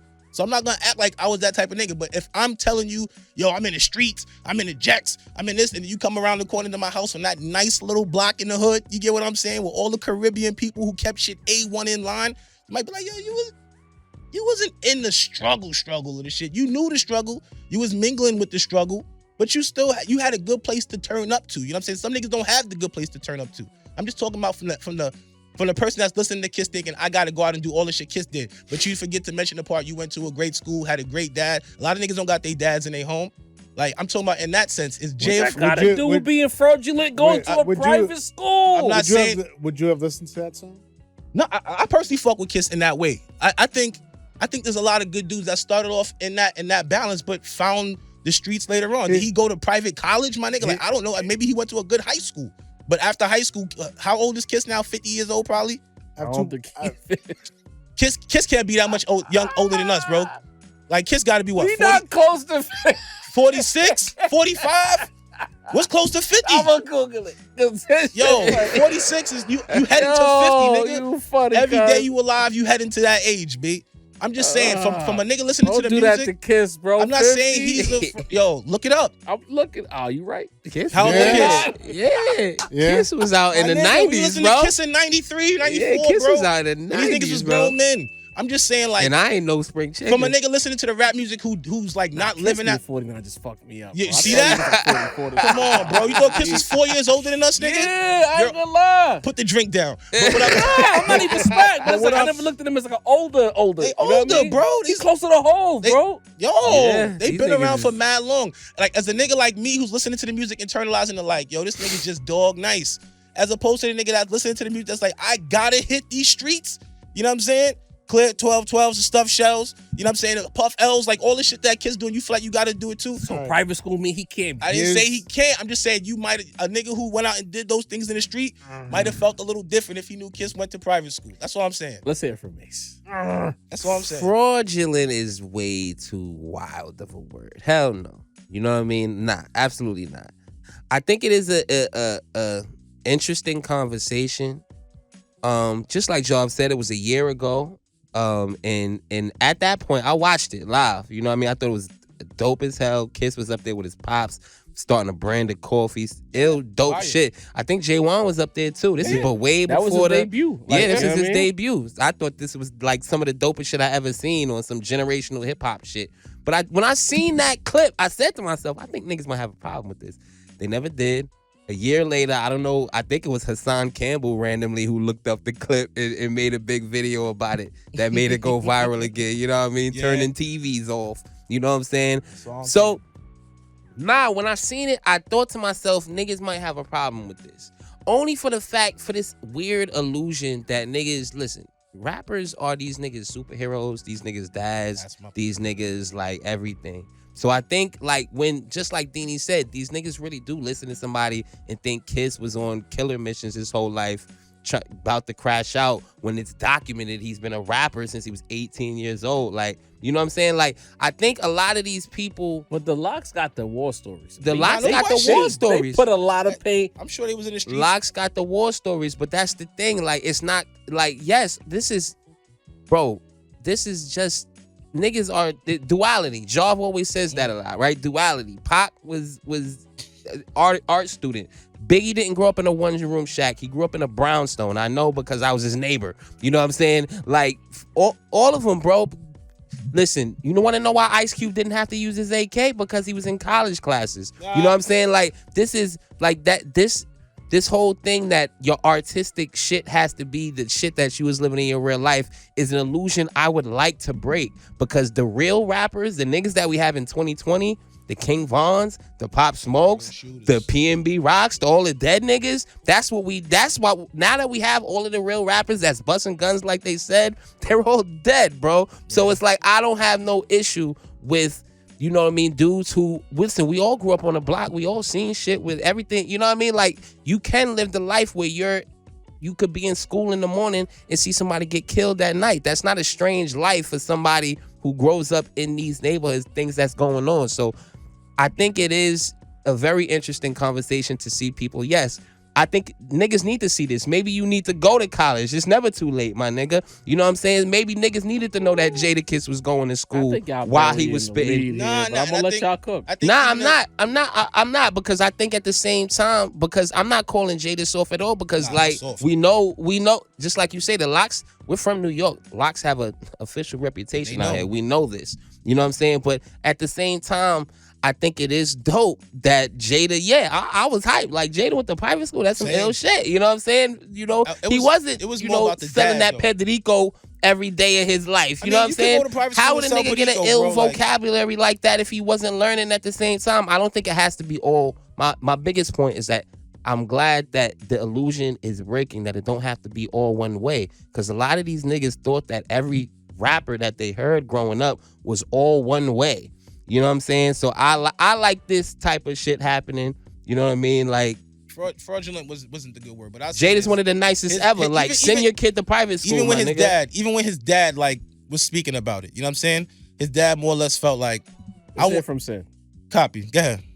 Here's my problem with this. My first problem with it is that, all right, so Jadakiss and the Locks come out around 98.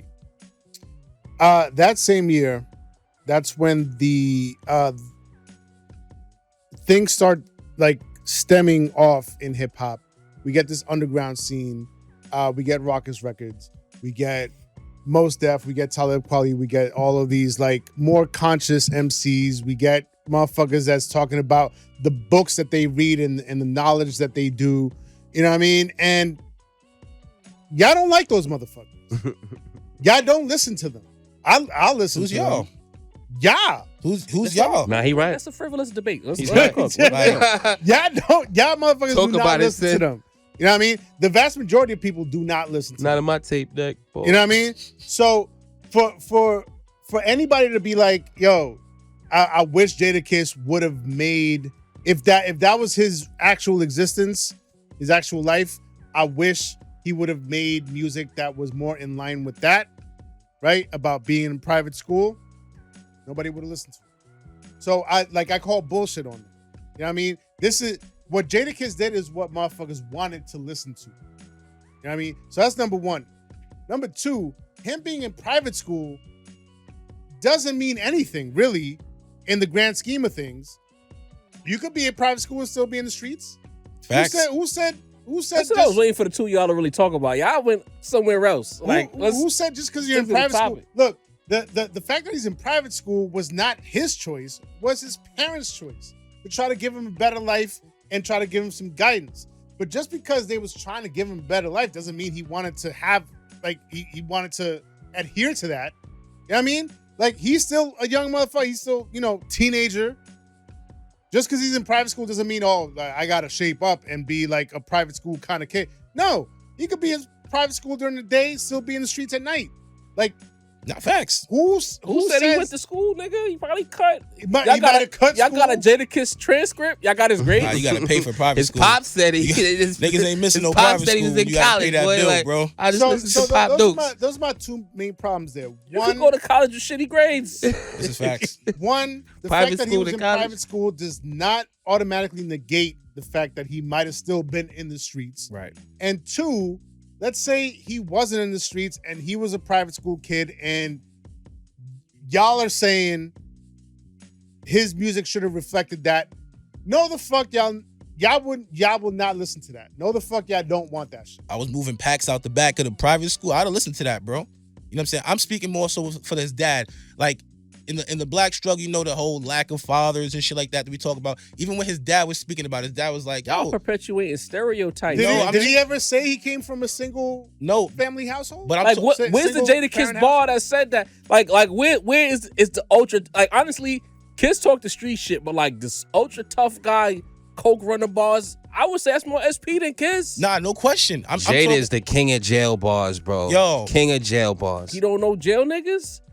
The uptown niggas vouch for Kiss. The Nah, I'm uptown not saying niggas think he sanctioned. was uptown He's all the way in the sanctioned. streets. I'm talking about as a dad. Like, as a dad, you listening to your son talking about shit, and the whole time he probably was like, my nigga, Can I get the ball, please? Cook. Cause y'all getting me tight. Like this sofa over here is pissing me off with this topic. Cause it's like y'all niggas is like really like on some TV shit right now. Like we ain't all go to school in New York City and know niggas at this shit. Like no question. Like the fuck. So what are we talking about? I'm saying from the Yeah, from but No, you- what are we talking about? from the perspective of the father. You talking When you exceptions though, when you- Job. when you What is the creating- exception? When you talking creating a life for exceptions. your kid, like he listening to the Jada rap, all this shit, like, yo, like, nigga, I did a great Y'all job to make a good life for perpetuate you. ignorance, bro. That's what I'm hearing from over here. Private school nigga means that he can't talk street shit. Like, what are we talking about? Who said he can't talk street shit? What is your point then? Jadakiss perpetuated ignorance. How? What are you talking about? How? How? How, for you to even say there's somewhat fraudulent, based on what? Like, I'm just saying, Jada never had a battle against a nigga who went to a private school. But if Beans went to a private school, You was that there? Beans went to private school. What Maybe he What I'm did. saying is that you niggas was not outside with Kiss. We wasn't. So It's a 10-year difference. So why is private school being held up as some kind of beacon? All right. It's Because smart niggas just say the shit because y'all don't want to sound ignorant, but y'all nah. sound fucking ignorant. Nah. Y'all hear private school and y'all just assume smart niggas. Nah, not at all. Job, Not at all. you- A nigga who Y'all niggas getting me That's tight. what- nah, that's y'all what it sounds tap like. dancing, my Nah, nigga. nah. It's more Why like- wouldn't you though? more like- Why wouldn't more you? like- Y'all though? pissing me off. More bad. like Because- you didn't have the same because- struggle that you So perceived. then to. what is Listen. your fucking point? Listen. What is so bad about listen, private school? here's It's the thing. not bad, If my I- nigga. So if how I is hear- it fraudulent? If you're rapping about shit that you're Sam, hold on, please. I'm just saying, if I hear Stuyvesant, then I think smart. But private school, that just means your Your parents parents had some paid for that money shit. I don't know what school to nigga went put to. you Just into that shit. matter of fact, because y'all really To try get to me save upset. you from the And- life and no that you cap, ended up having I anyway. went to public school my I whole life. respect it. I got no dog in this fight. But y'all niggas is tap dancing around this topic without saying a thing. Y'all look at private school as some smart nigga shit. Or some well-off nigga shit. Yeah, there we go. Yes. Like a nigga who's not struggling. Yes. Hold on. Like a So- nigga not struggling. Hold That's on. what I'm hearing. Yes. Hold on. So you didn't have to go and move to Perico. You Kiss- didn't have to. So? But he did. I'm not Maybe saying he did. He. Maybe he just wanted to.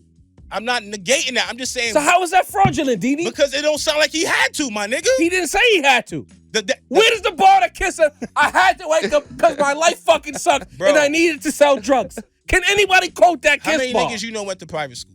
I'm just You're not answering the question. How many niggas you know went to private school? How many niggas you know went to private school that didn't have a couple of dollars? How many? Matter of fact, let's simplify this shit, because y'all niggas right here, boy. Let's go to show you like how ignorance is perpetuated, bro. Just because your parents have money don't mean that you're not outside. Then say he's not outside. Yes, but you're not assuming it either, Joe. That's What the do you point. mean? You assuming that a nigga in private school is it, or is that the exception Hold on, to the rule? so what- there might be a private nigga that's What wilding out. is y'all argument? My y'all argument niggas was ain't completely answering the right. question. You came through wilding. Obi- That's what I'm saying. This what How am I wilding? Y'all sound ignorant. I said. I think it's good that somebody who talked that shit can also have go been to private school. That's dope. You didn't say that. Don't quote that nigga. I said it's dope that he did that. But what I'm You saying, called him fraudulent. if you're a nigga that's internalizing that music, bro, like you might have felt a little different if you knew Kiss went to private Did school. Kiss in any bar say he struggled? I'm asking. I mean, niggas. Is there don't- a struggle niggas bar don't in move past Kiss the lexicon? bullshit. I'm just saying. Now he Niggas, quoting lyrics, but he not answering the question. who's moving packs that's doing great in life, bro? Answer the question. What is the question? So that's wait, not- that's yeah. like what the fuck are What you is talking? the question? Bro, what you mean? What is it? So you're not even listening. just asked- You just waiting to talk. Then Here we go. God just asked you. What's your question, bro? I ain't asking you shit no more. Then forget it. So it's like this is like I done asked you like 4 times. You not listening? My nigga, I explained my purpose to He's you, saying bro. what's fraudulent about it specifically. He heard me mad say that shit And I- mad and I times. say this- He want to play dumb on air? Like what we doing? If you're a nigga internalizing the music, you know what I'm saying? You're thinking, I have to do this. So you because I don't- assuming. That's what It's you're an- doing when you listen to it's the. an We don't know these niggas. So again, it goes back to ignorance. If you hear private school, you just assume niggas is great. I'm assuming the niggas is doing okay. I am. So I am. the Kiss say he was struggling. I think even Jada knows that though because Jada never So spoke about Tariq it. from though. Power is a So even as a Jada TV knows character. about Y'all the- don't know no Tariqs in real life. A little hustling, killing nigga that go to a private school. I don't. Bro, I'm gonna ask you shit for the rest of the Don't. pod. bro. Don't. Yo, you could go to Dini for me for the rest of the pod. 'Cause Nah, if niggas wanna play stupid on the air in How's front of that the playing audience, stupid, you bro? can do that shit by your fucking self. The point of the matter is the Tariq character is art imitating life. I'm from Canarsie, nigga. Okay. Nigga, if anybody seen a nigga with a 2-family home, both parents making 6 figures, and this nigga was out the fuck outside, it was me. I seen that shit. I didn't Y'all see never that. seen I that didn't before? see that. You right, You never Job. seen that A before. nigga You with right. So you never seen that before? A 6-figure Job, You home. never seen that before? Job, you right. No, don't tell me I'm right. I'm asking you. Have you seen it before? Of course we've Six-figure seen it home? before, but So then why? what are we I talking haven't. about? So why I didn't Jada ever say it then? That's a Jadakiss question. But because of the assumption, we that's was what I'm looking at him a telling you little about. different, bro. Because even he knows if I said that, But that's even if it was because true of and I the was wilding, ignorance. right? Because no one's ever called Kiss pussy. There's no smut on Kiss name in the streets. But he know niggas are so ignorant that if they hear private school, it'll be a bunch of Deanies saying some shit that don't got nothing to do with his actual character. It just has a connotation of being all right. That's all I'm saying. It has It's- a connotation of being but- all right in life. All right, the shit came out in 2024. Right? Kiss's name in New York City. There is no smut on his name. At all. And Uptown niggas is known for, they don't keep your smut quiet. He was Uptown active. Fact or fiction? Yeah. Everybody know Kiss. So what does private school matter? I When think when that- it when I it was think that- said on the show, what's the first thing Kiss said? Jada and Styles and Styles went Sheik too. did it too. So even Like- he feels a little weird about it Because of the connotation attached to it. I Y'all too busy. I got you, Sin. Y'all too busy focusing on his private school and not even trying to get into the mind of the nigga and understanding. Like he's looking at it like these niggas is gonna judge me based on some shit without even knowing me because of, I guess, the street element. And I can understand what you're saying because there's a quote struggle aesthetic attached to it. But I guess for me, it's like I've seen some of the worst niggas I know in my life come from niggas with money. So it's like it's hard for me to be like, oh, private school, you got private, bro. When I worked in schools, was a student. This nigga crashed. True story. Can I tell a true story? Then I'll pass it to you, Sam. True. Hand to God, I won't give his name. Parents both had high-level city jobs. Cake the fuck up. Bro was inside the school, claiming crip, doing all kinds of shit. Whatever. No, pardon me. Claiming blood, doing all kinds of crazy shit. We get on the phone with the moms. The moms cannot believe that this is her child. Y'all not factoring in is that Niggas go outside and they live a whole separate life from the roadmap that their parents have set out for them. And along the way, they understand that if I do this, and this, I'll be accepted by this. I'm not pussy. I want to be outside. I want to be a street nigga. But these niggas is only looking at it from a specific linear view that says that if I have bread, if I tell them my parents do this and this, they're going to look at me sideways. But I want to be outside. He got some shit popped off. It went left. Bro went into the P's with his red flag. Word the mother, he came back out with a blue flag. This is a true story. Yeah, I've seen that happen before. You know what I'm saying? And it's just like, it's a lot of niggas who do this shit. Like, we don't factor in that these niggas leave their parents' nest and they do wild shit. And their parents have no idea. Kids probably don't even know half the shit kids did when he left the crib. So it's like to say it's private school, that's a social norm also then a fact that means something. Yeah. And that's ultimately that's my point. It's like there's this false correlation that I'm hearing between private school and the connotation of private school, meaning that they were somehow well off, or that they at least had, the family had enough money to put him in private school. Yeah. And that then gives the image of we're not struggling. Right. Be in private school with the free niggas. Well, the parents not struggling. Yeah. But the child is gonna do what the child's gonna do. Of course. You know what I mean? At a certain age, I mean, you get intrigued by the streets. You get intrigued by, you know what I mean, other friends that may not be in a private school, but you know them from the neighborhood. You know what I mean? Like, that shit happens. Just because, and here's the thing.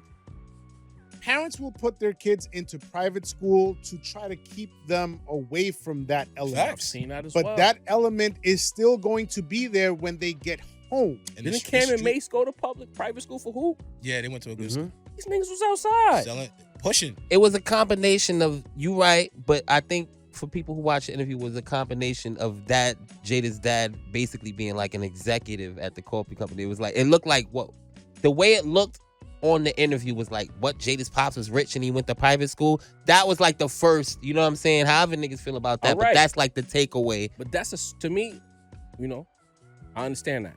And matter of fact, let me be clear. I understand where y'all coming from.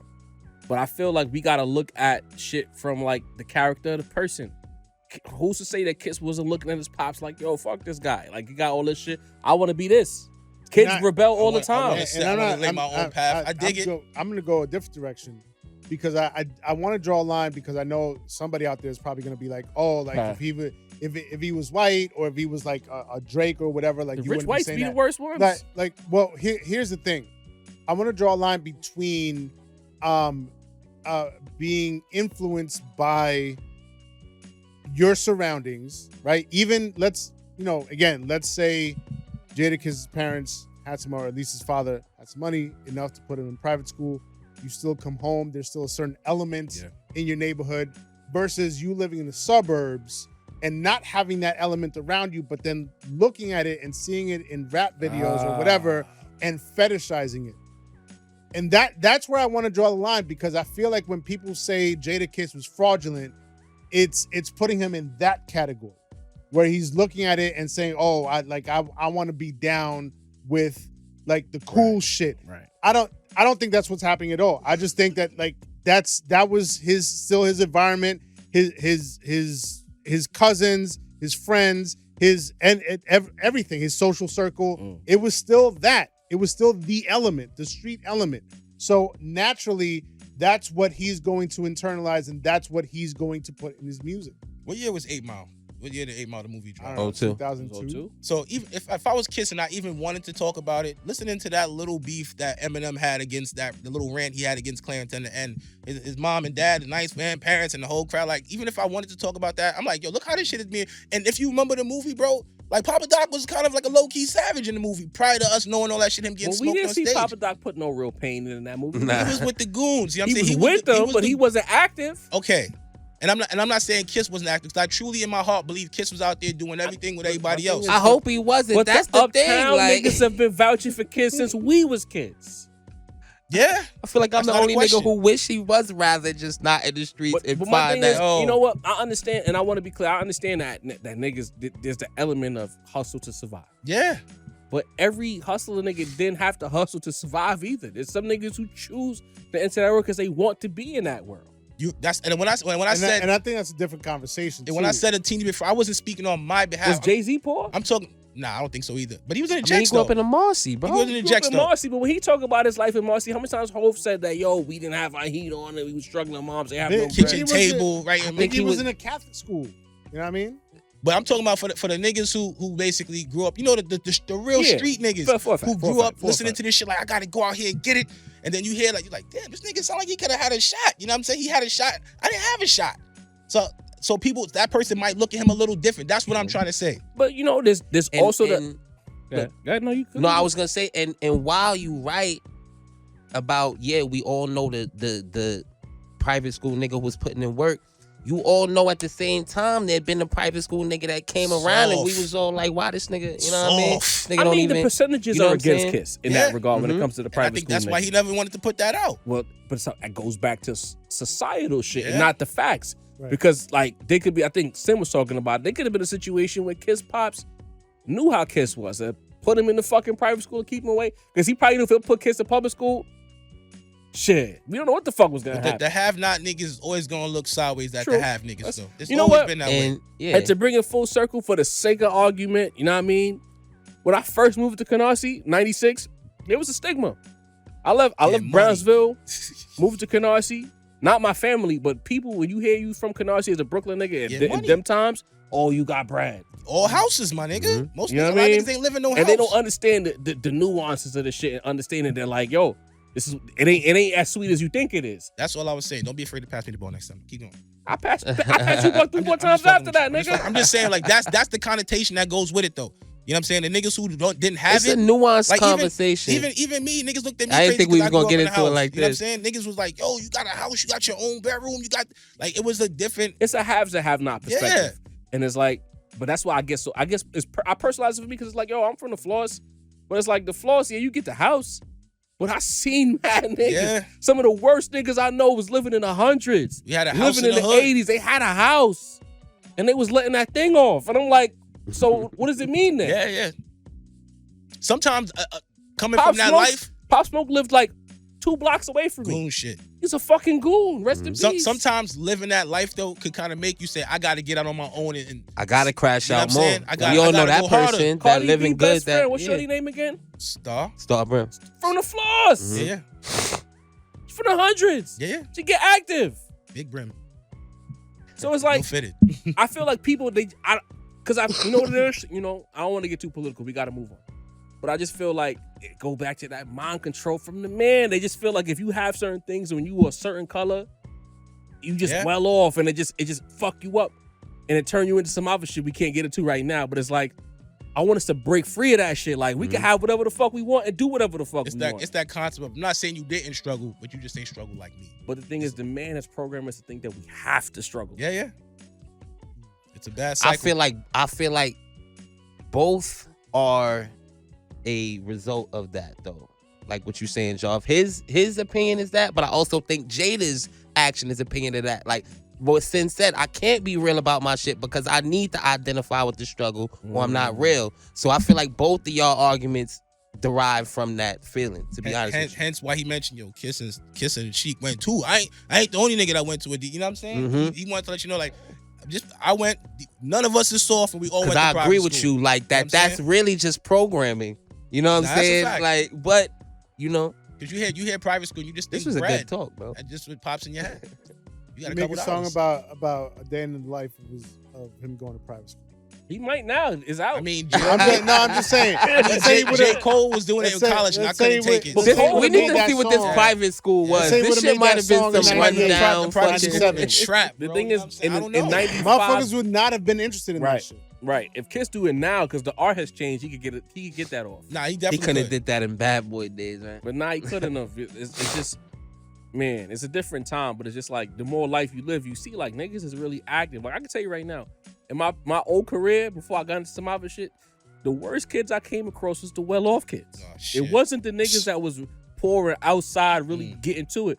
Them I would have some of the best bills with the poor kids who was really outside. Yeah. But the kid who had bread, had tell both him parents, dickheads. Can't tell them nothing. The They got worst. The bread. Crash outs, man. I you know what I mean? At first, I didn't understand it. I'm like, yo, like, why you wild? Like, yo. You got a future ahead of you. So you live in a $250K annual income household. You fly. The girls love you. Fuck you mad for? Then I had to start doing the knowledge and understand that sometimes they don't connect to that type of Sometimes it's like, I want to be from the struggle, and I can't say I'm from the struggle if my parents is making $250K. You know what I'm saying? It's the relation. They want to relate, that's bro. down to the programming you That's why I was in the People Jacks all think the time as black a kid. equals struggle. You know what I'm So saying? if you Like- don't identify with the struggle, Joe Biden will tell you what you ain't. You know what I'm saying? That's pretty much why I was in the Jacks all the time. I'm like, I'm trying to be Think amongst about the when we niggas. was younger, because now we done went off the rails with this topic. There was a time, generations ago, if you was black and you said you went to college, the niggas who didn't go to college would just judge you. Yeah, smart. Just nigga. for going to school. Not that long ago.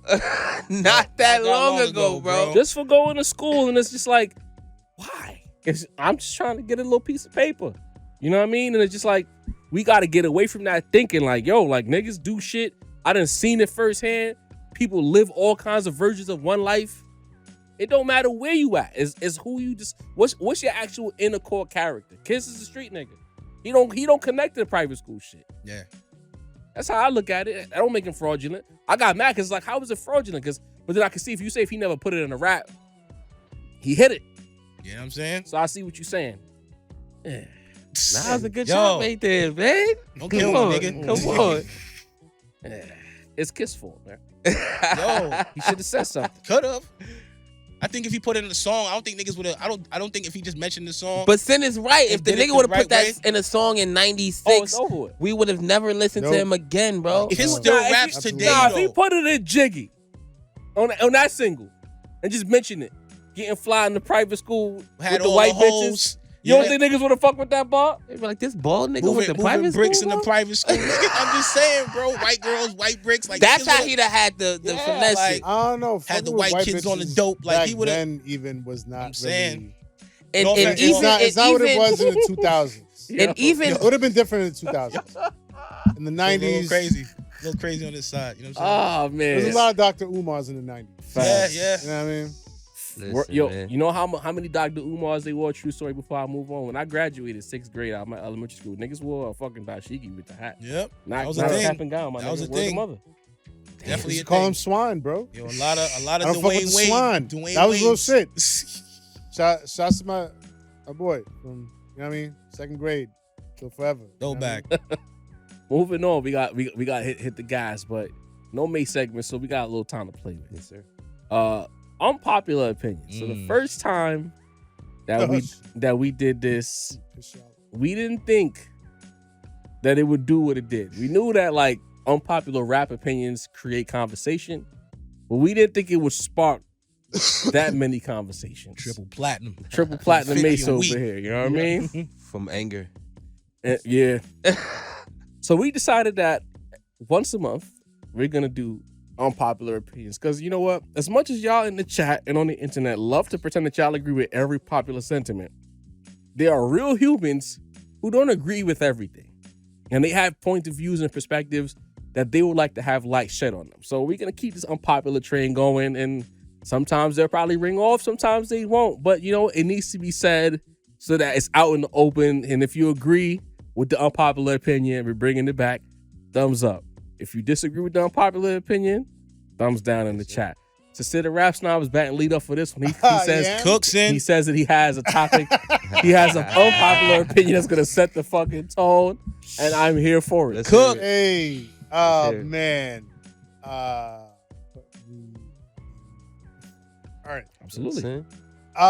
Built for it. Am I ready for this backlash? Jadakiss is fraudulent. It can't count. Can't. Okay? Nah. That's not very unpopular right now.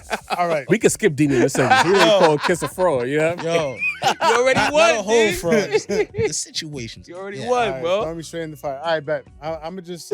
You nervous? You want us to go to somebody else? I'm gonna peel it off like a band-aid. Hey, Right off. Hey. Right off.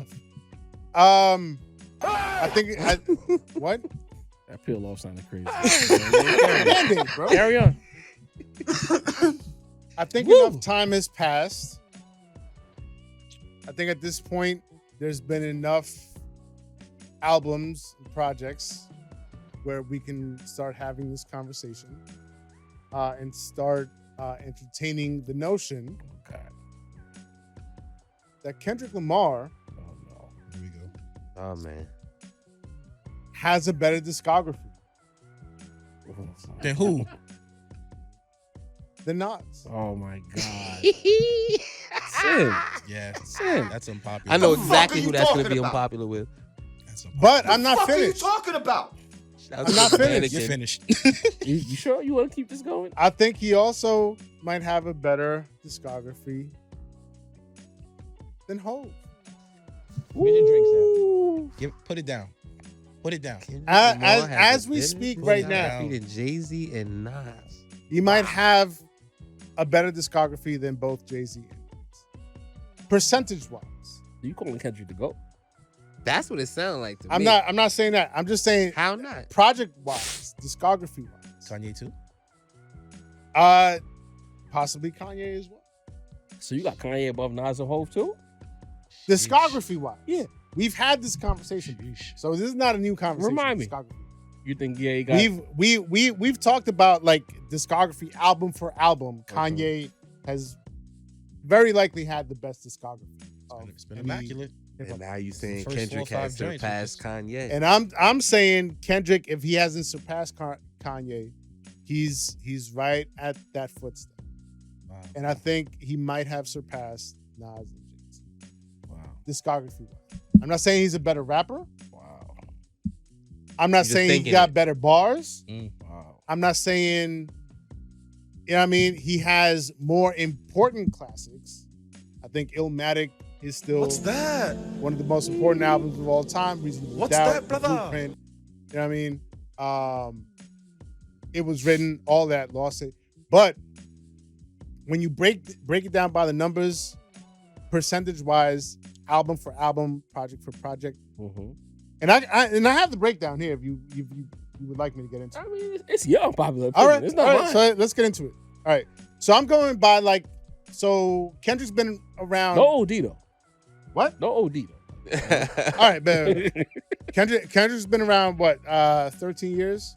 You know what I mean, 2012 is his first. Good Kid, Mad Investigation City. Section 80. Now, depending on who you ask, they might consider Section 80 his first official album. Right. To me, I always remember that being considered a mixtape. Back in those days, and you don't hear this phrase anymore, there was the thing known as the major label debut. Yeah. You know what I Okay. mean? Where it's like you drop shit, but this is your major label debut. So Right. we grew up in that era. So Okay. you know. So if I go by Good Kid, Mad City being his major label debut, Yeah. right? He's had 1, 2, 3, 4, 5, 6 albums, Okay. right? Now, those albums are Good Kid, Mad City, To Pimp a Butterfly, Untitled Unmastered, Damn, Mr. Morale, and GNX. Now, fandom aside, because I think he is batting aside? aside. Fuck No. Fandom aside, because I think he's batting The 100. Rap Roundtable. I think he's batting 100 on all those albums. I don't think he has a miss in any one of those albums. But I do understand that the general consensus is Mr. Morale is a miss. The truth. So, 5 out of 6. Mm-hmm. That is an 83% hit rate. Analytics right now? Wow. 83%. 5 out of 6 is 83%. Yo, Walt, you hearing this shit? Now, Medicine. let me continue.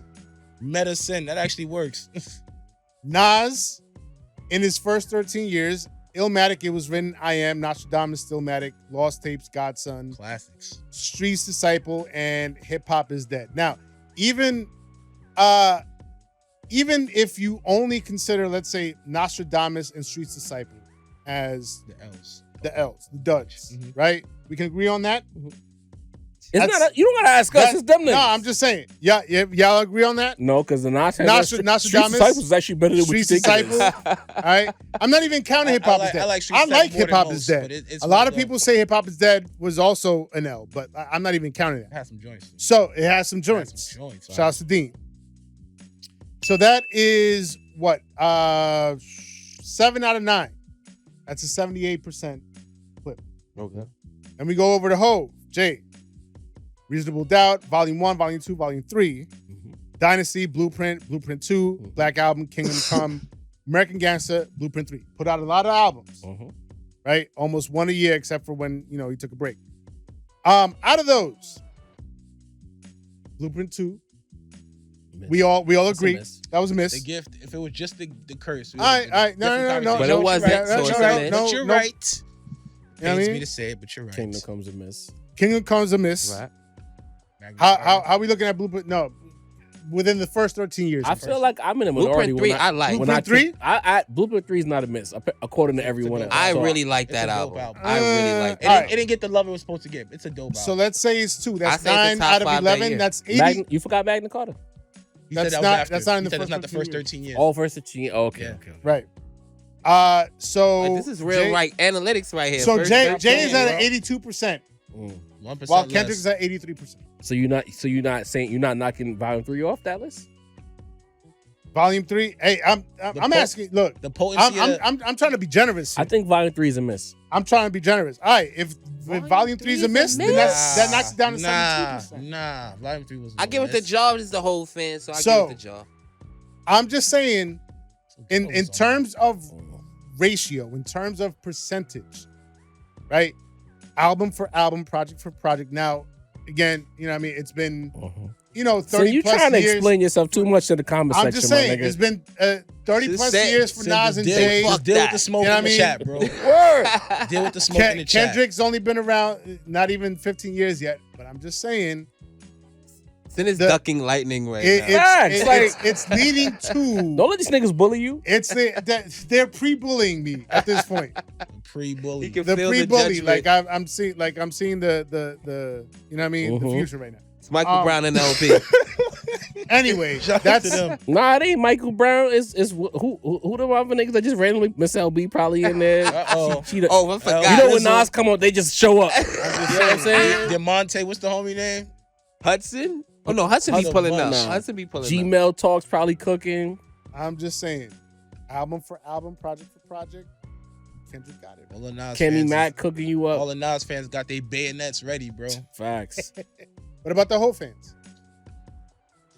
Jar. J fans don't argue They don't. They online. don't. They don't Based on seem your like metric, They, yeah. based on your metric and the fact that you can flip a coin on Volume 3 and Blueprint 3, I'm comfortable. You know what I mean? Kingdom Come is the only true dud in that list. Like ultra dud Yeah, was yeah. Kingdom Come. Deanie, talk to me, bro. What's your unpopular opinion? So I don't know if it's necessarily an unpopular opinion, but it's an opinion of mine that It needs to be unpopular. But Gene. okay. See, For a second if to you work. gonna fuck this up did again, Nah.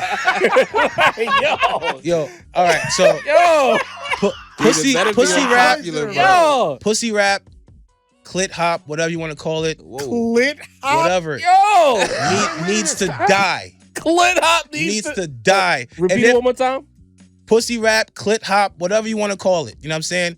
Needs to die. And then that death, it eradicates the overall majority of female rappers. So fucking be it. I'm sorry, bro. I'm sick of it. I used to feel this way about drug rappers, but I feel like there's so much more That's nuance with drug rappers. Like from Jay, Jeezy, T.I., fucking not Ghostface, Raekwon. They all their drug dealing stories are about a journey. Even if it's about drug dealing, it was the remorse, there was embracing of the drug. Pusha T, you know what I'm saying? It was Get you glorifying drug dealers. I'm not. I'm just saying there's stories in there though. There's aspects. They didn't go to private school neither. Hopefully not. They're gonna be talking crazy. You know what I'm saying? Like all these things they've amassed. Like there's so many. Like I said, if you wanted to get in the game right now, like there's niggas you can listen to that'll walk you through this shit. You know what I'm saying? Stories, journeys, facts, fiction, fucking the upsides to the game, the downsides to the game. People gained, people lost. Like there's so much nuance in it that I said, you know what? There's a place for this. But when it comes to the cheek raps, bro, There's nothing more from it. Be like, shout out to Glow. She's not just a cheek rapper. She can make some. She's great not a pussy music. rapper at all. She has pussy rap moments. You know what she I'm saying? mentions her vagina, Doechii, but she's not leading with it. You know what I mean? Another dope rapper that doesn't lean into the pussy raps too much, but the specific only pussy raps be Ice Spice, fucking Sexy Red. Ice Spice a pussy rapper? Come munch, my nigga. She shake ass, but she don't really be rapping about her box like that. But pussy rapper, bro. Like I'm Just Ice sick Spice of in the it. chat yesterday, bro. What Yo, you talking about? I didn't say she don't look good. Just because she shake ass don't make her a pussy rapper. She's a pussy rapper, bro. How much she be talking about her pussy? She talking Just about about shit every other and record. poop a lot. Yeah, she yeah. She Little more Wayne than that. influence. You know what I mean? She a I'm- scat rapper. and on shitting, I'm the shit. You not the fault. Like she's talking about like I get your niggas. Like she, bro. I'm over it. It's your He's take. done with the clit Complete- hop, bro. I'm done, he said, bro. fuck that. I'm done. There's no building from it. Like there's no. Did you come up with clit hop yourself? I came up with that, bro. I That's want that. wonderful. Yeah, you know what I'm saying? Like there's no. It just seems like it's just over and over again. There's no building. There's no arc. It just The falls Rap flat Roundtable. and stays flat every time. No one's perfecting it. No one's doing it to a level where it's like, oh my god, how she do nothing, bro? You don't Pussy- think the that pussy Doja stays Cat flat? be not Doja Cat? be doing the pussy raps at a high I don't level? even like Doja Cat, bro. Then Like, you ready for more Lauryn Hills? Yo, honestly, when she was rapping, I thought she was gonna be the greatest one to ever do it when she was rapping, bro. Like, there's niggas that can recite whole Lauryn Hill verses, me included. You know what I'm saying? How many female rappers today could you truly recite a Her verse first from? single was about pussy. Who? Lauryn Hill? They want that thing. That wasn't her. But yeah. But if we, you hear this nigga? No. That's not her first. That's her first solo album single, nigga. Yo! That's not a point. That's not a point, bro. That's not a point. Ready or not, bro. chill, I'm bro. talking That about. thing. What was that thing? Chill, Ready? Yo, bro. that was how many songs was that after, bro? Yo, Shout That out was to her that lead bitch. single, my She nigga. made 2 albums What was before she other made that song? though. What was that other song? Turn the lights down low. We adding that too because it's about sex. Wait, no, the sweetest thing. Yo, Yo, bro. Lauryn Hill's a goat pussy rapper. Bro, that's and she packed herself up. So that just sends it to where it needs to be. Her first joints, fucking Zealots, Ready or Not, Fuji Lie, Those like are Fuji records, nigga. bro. She was rapping at a level That's I've not never her heard He it. wasn't giving 3K them props. I wasn't. I still don't know a 3K verse on the top of my head. But the whole thing is, I can recite Lauryn give Hill her verses. Fuji's props. I can recite even Lil Kim and Foxy to the point when they were doing it, but they did it in such they upped the game. They the OG. But they OG upped pussy the rap. game though. What I'm saying is that these new joints ain't up in the game. My nigga, Little Kim intro to her debut album had a nigga beating off in the movie And theater, I'm not bro. knocking that. But what What are you you didn't hear talking what I said about the arch, nigga? Like there's all right. So where has it gone Yo. since then? Wait. Which arch are you talking about? Hey girl. But which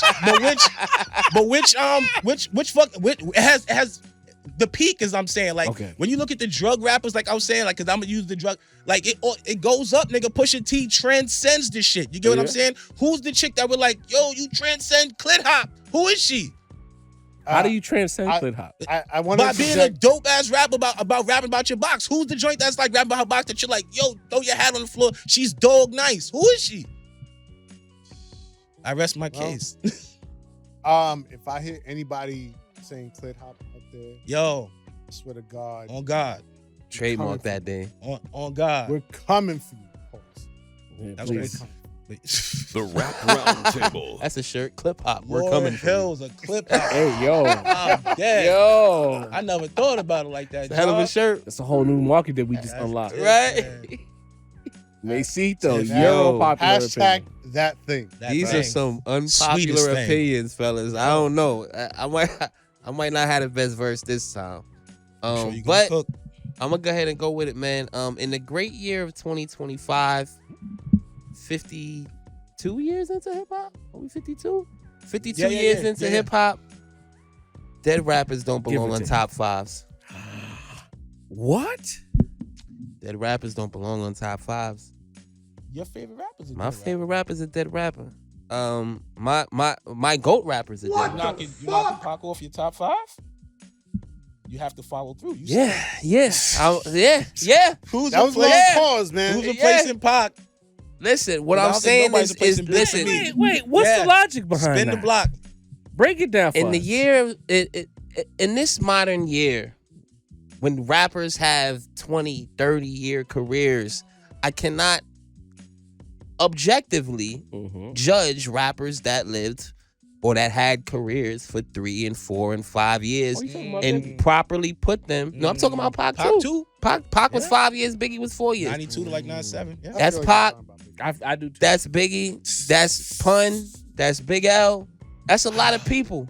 That's a lot of people. And I say that because I see nowadays people will judge rappers, you know, Jay-Z, Nas, or the Chief too, right? They talk about the ups and downs of their careers. They don't say, hey, in this 5-year span, he was the best, so he's the GOAT rapper. No, they don't say that. They mention, you know, the whack D'Angelo verses. You know what I mean? Yo, They leave me out of mention. I'm still trying to forget They that. Spoken mention, word. they mention, God. you know, Nas rapping in a Kia Sportage for Kanye. You know what I'm saying? They mention it. You know what I mean? You saying the fact that the guys who passed away never had the chance to quote fall off or have something that could be perceived as a fall off? They can't properly be judged against people at we're in the So you're saying Rap. dead in general or just the time? Let him cook. I think he's going somewhere with this. So the thing is, rappers, like, yes, it's dead rappers. It's rappers that died in their prime because when you look at it, it's like Job said. Rappers have had time to fall off. We never got to the time where we could have seen Pac with a beer belly, making bad Tyler Perry movies in a bad wig. You know what I'm saying? Making whack verses that we never wanted to hear. We never got to the point where Biggie was, you know, pandering, making verses for Iggy Azalea and Lil Nas Nah, X. he had been doing the reggae shit. Like how Nori did the Right. You know what I mean? Biggie and get Vibes it, Cartel. Dance old Biggie in 2012. The, You know what I'm saying? The Movado and Biggie collab album. Vibes Cartel. We are in a point where we're in maybe the 7th generation of rap. The Grandmaster Flashes gave birth to the Slicky Ricks, who gave birth That's to never the gonna to the die. Nasirs and the Jays, who went into the Kanyes, who went into the Drakes, and now we're in the Playboy Cardis. So now we're in the era where even degradation. new niggas, even young rappers, This is the dot era. Don't dot era. You mentioned a dot era, who niggas will call a young rapper who hasn't done enough to go on an all-time list, and he's been out for 15 years. Biggie had 4 years. Pac had 5 years. Big L had 1 album. Big Pun had 2 years. We talked about this before. I can, Pac is my GOAT rapper, like you mentioned, Dean. So I can say, hey, when we're having the greatest year of all time in hip hop, yes, I'm gonna mention Pac 96. When I say who had the greatest skill set ever in hip hop, yes, I'm gonna mention Big. But when I'm speaking about these all-time lists objectively, and I can judge it, all these dudes, you know what I mean? Lil Baby had a 5-year run.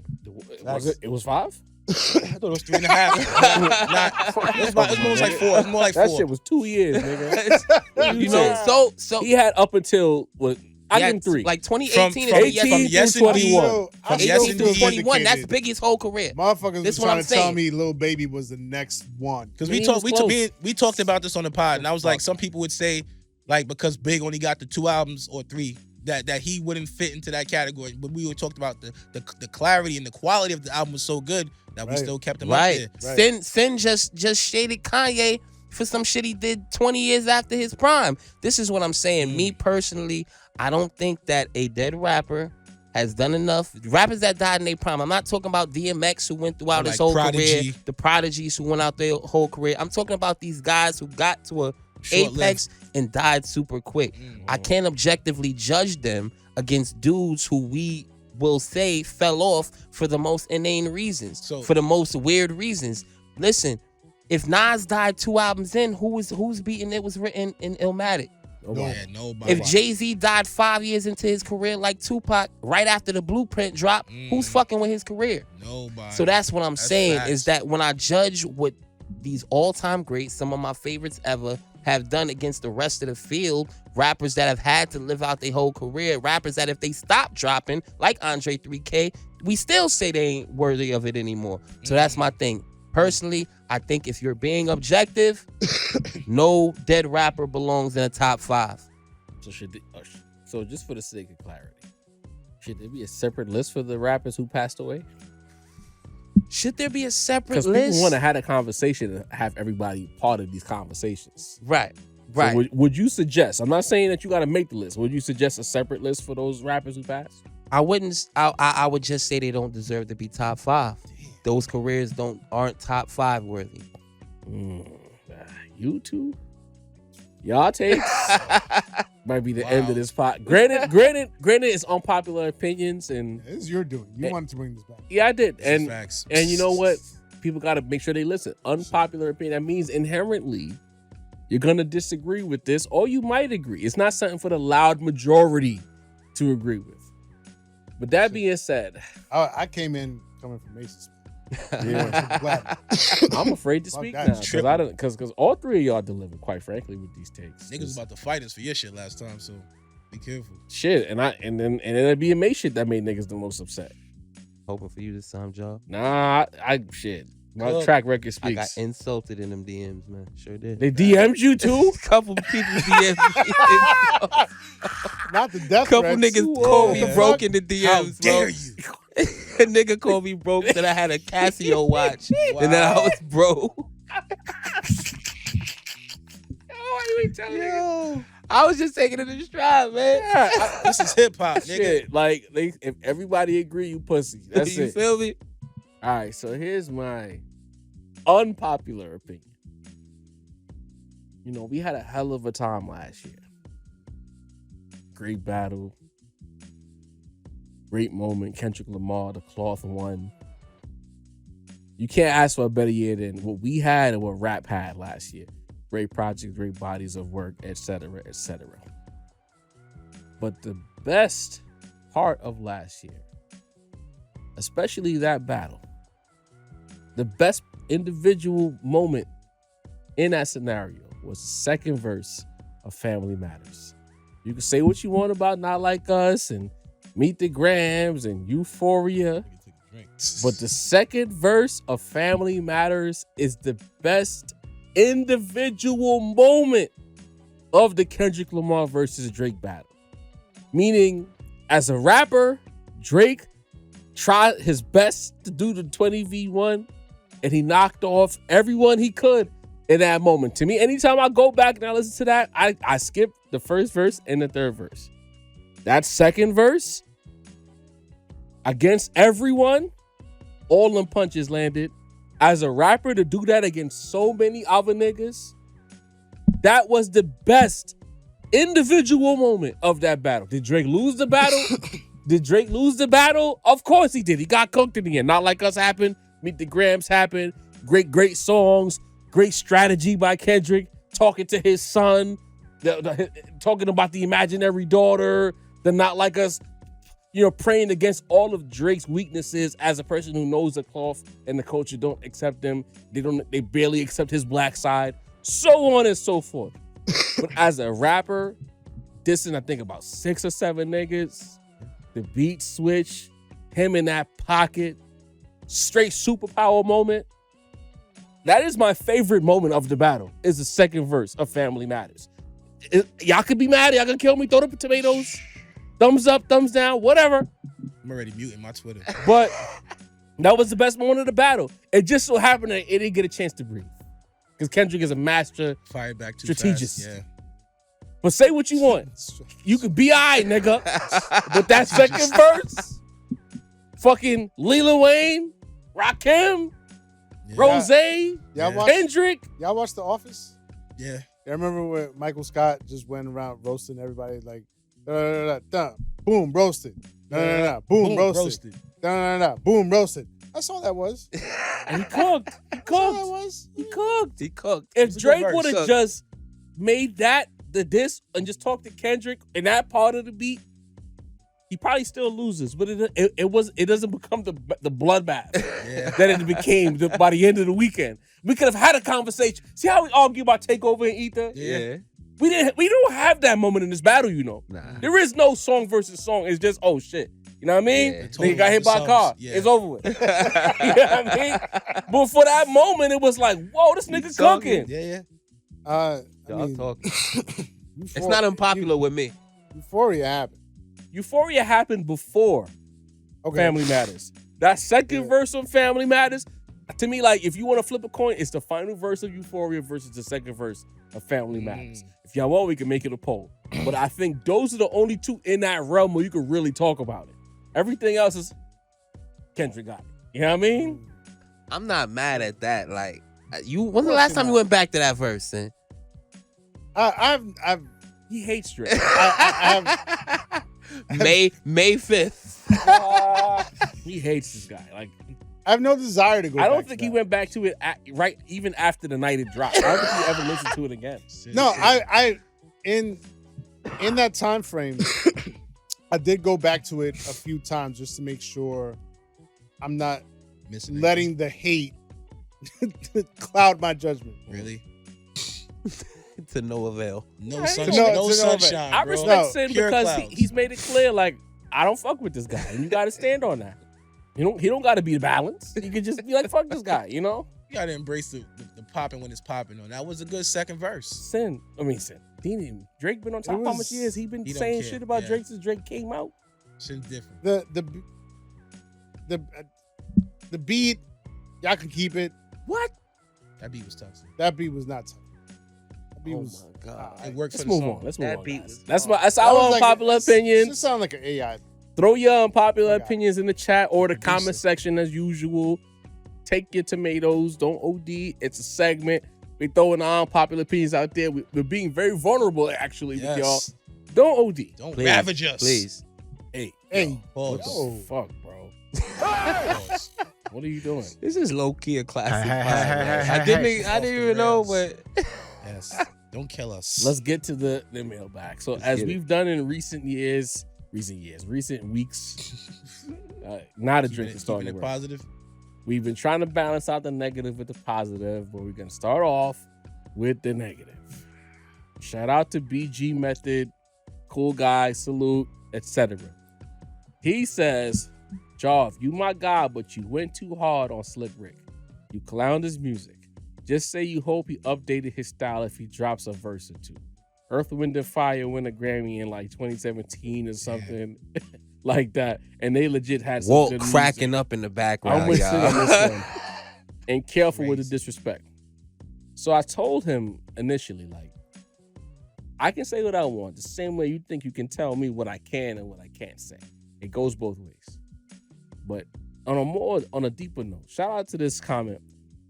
But the skill set for R&B music, it's not the same for rap. Definitely. So to even compare Earth, Wind, and Fire, where R&B, is there some regression with your vocal range? You get For older, I'm sure. But you don't, when you get now in this day and age, you don't even have to write your own songs as an R&B artist. Facts. You can have somebody write the records and you can work to your mean, best. that's always been. And there's no Right. shame in it. I mean, no, there's some R&B niggas who write their own songs. That's why I want to make sure that I Right. tiptoe that line. So it's like to compare that to the skill set that is rapping and what that comes with, an unfair comp. I'm gonna say what I want about Slick Rick. I didn't disrespect his old work. I said I'm not interested in his new work, and I'm as a consumer, I gotta pay for Apple Music every month. I'm in my right to say that I'm not interested. If it's good, I will come on this podcast, whether it's live or here on this couch, and say it's good. But for right now, that's where I'm at. Next one. This is You Don't Know Dave. So You Don't Know Dave is the person that told us that we get 3,000 views. Oh, Him again. what's good, bro? My boy. So I had responded to to you. that tweet, right? And then I never went back to it. But then he said some other shit that I'm gonna get to in a second. But I wanna read what he said when we responded to the 3,000 tweet version. He says, and just as a heads up, I said to him, I was like, if we were talking about, I said everyone can see the views. So if we were talking about views as far as our impact goes, then you'd be missing the point. We were never talking about our view count. Of course, there's plenty of podcasts with thousands of views. Allegedly. Right.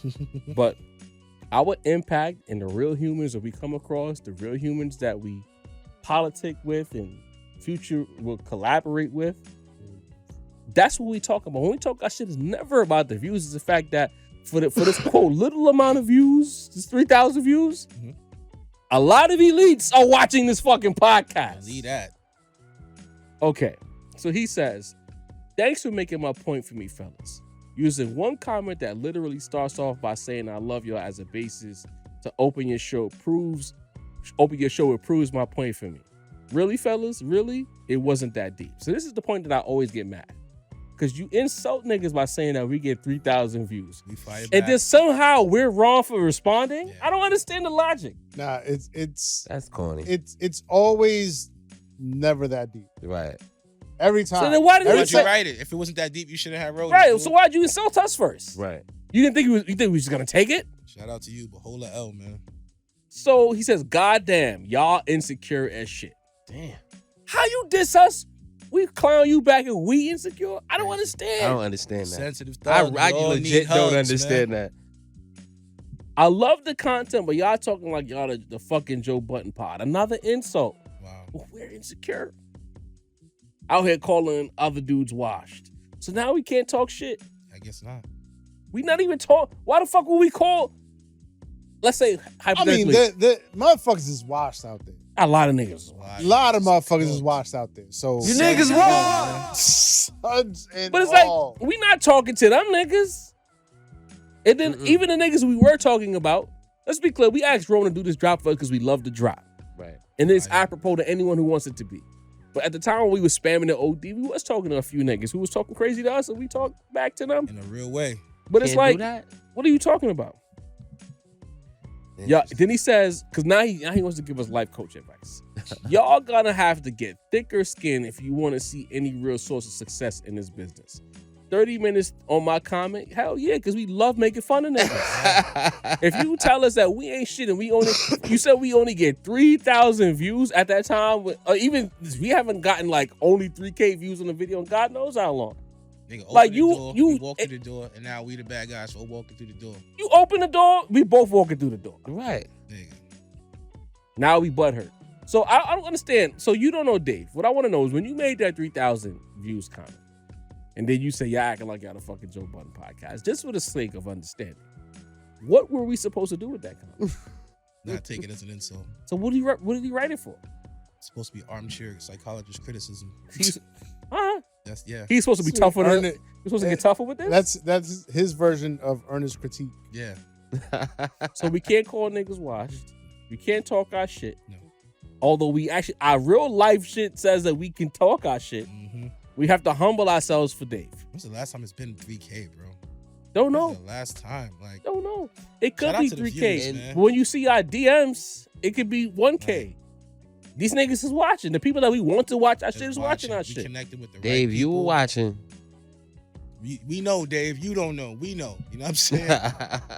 So now here's his next comment. Again, trying to psychoanalyze him. Oh man, he back at it? Yeah, this is his most Armchair. recent comment. The armchair. I'm telling you. You don't know Dave says, man, I really fuck with this part, but y'all showing y'all whole card deck by giving time to a voice to one singular person in your comments.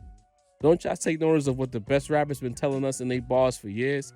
Kings don't listen to the opinions of peasants. So you call yourself a peasant now? I'm not gonna read this whole comment, but it's like that whole thing is like, if we are doing a podcast where we want the people to be a part of the show, the chat, the comment section, has he not figured that out yet? That the people who watch us are part of the show? Yeah. Because when we fuck up and they decide not to tune in, so we gotta keep that engagement with them so they can understand. The people who get it, get it. People who don't. I guess you don't get it, Dave. He says, y'all showing how small this platform is by dedicating a whole 1/4 of your show to one hater's opinion. Joe Budden has over 1 million subscribers, and he talks to his viewing audience all the time. Does Twitter spaces with his audience. Yeah. Tweets at them. Improper improv. Improper improv. The whole point of it is you build a relationship with your audience. Like, this guy's telling us that we should be above the people who help us be successful. Yeah. I don't get that. I don't get that. You galvanize your audience. Let me You talk build shit. with them. Y'all just deal with it. Because they got to press play. We can't take their fingers and press play. They got to choose to watch that shit. Leave that. So if the most successful pod nigga in the game right now is still building with his audience and watching we. Makes And sense. listen, Dave, that's our formula. We always done fucked when it was 5 niggas in the chat. And y'all remember the 5 that He y'all wasn't was. there. He don't get it. You just Right. pulling up, man. Yo, there was a time we were lucky if we had 100 views. Yeah. Shit. And we would post our shit everywhere.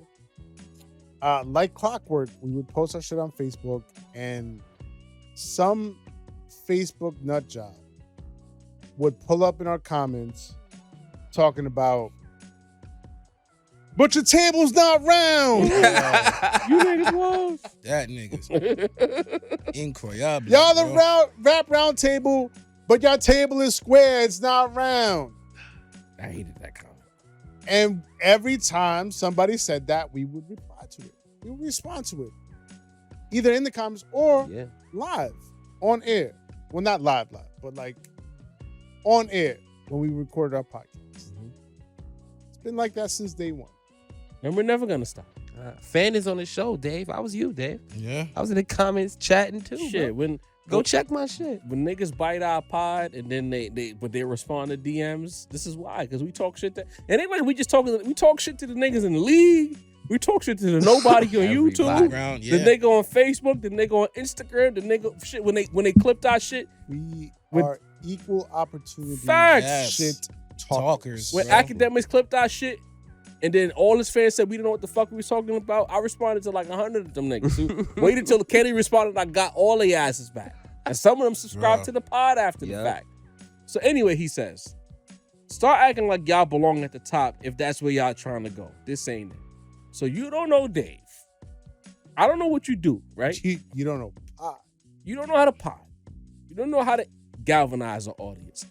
Ironically, the fact that you feel the need to write this comment shows that our formula works.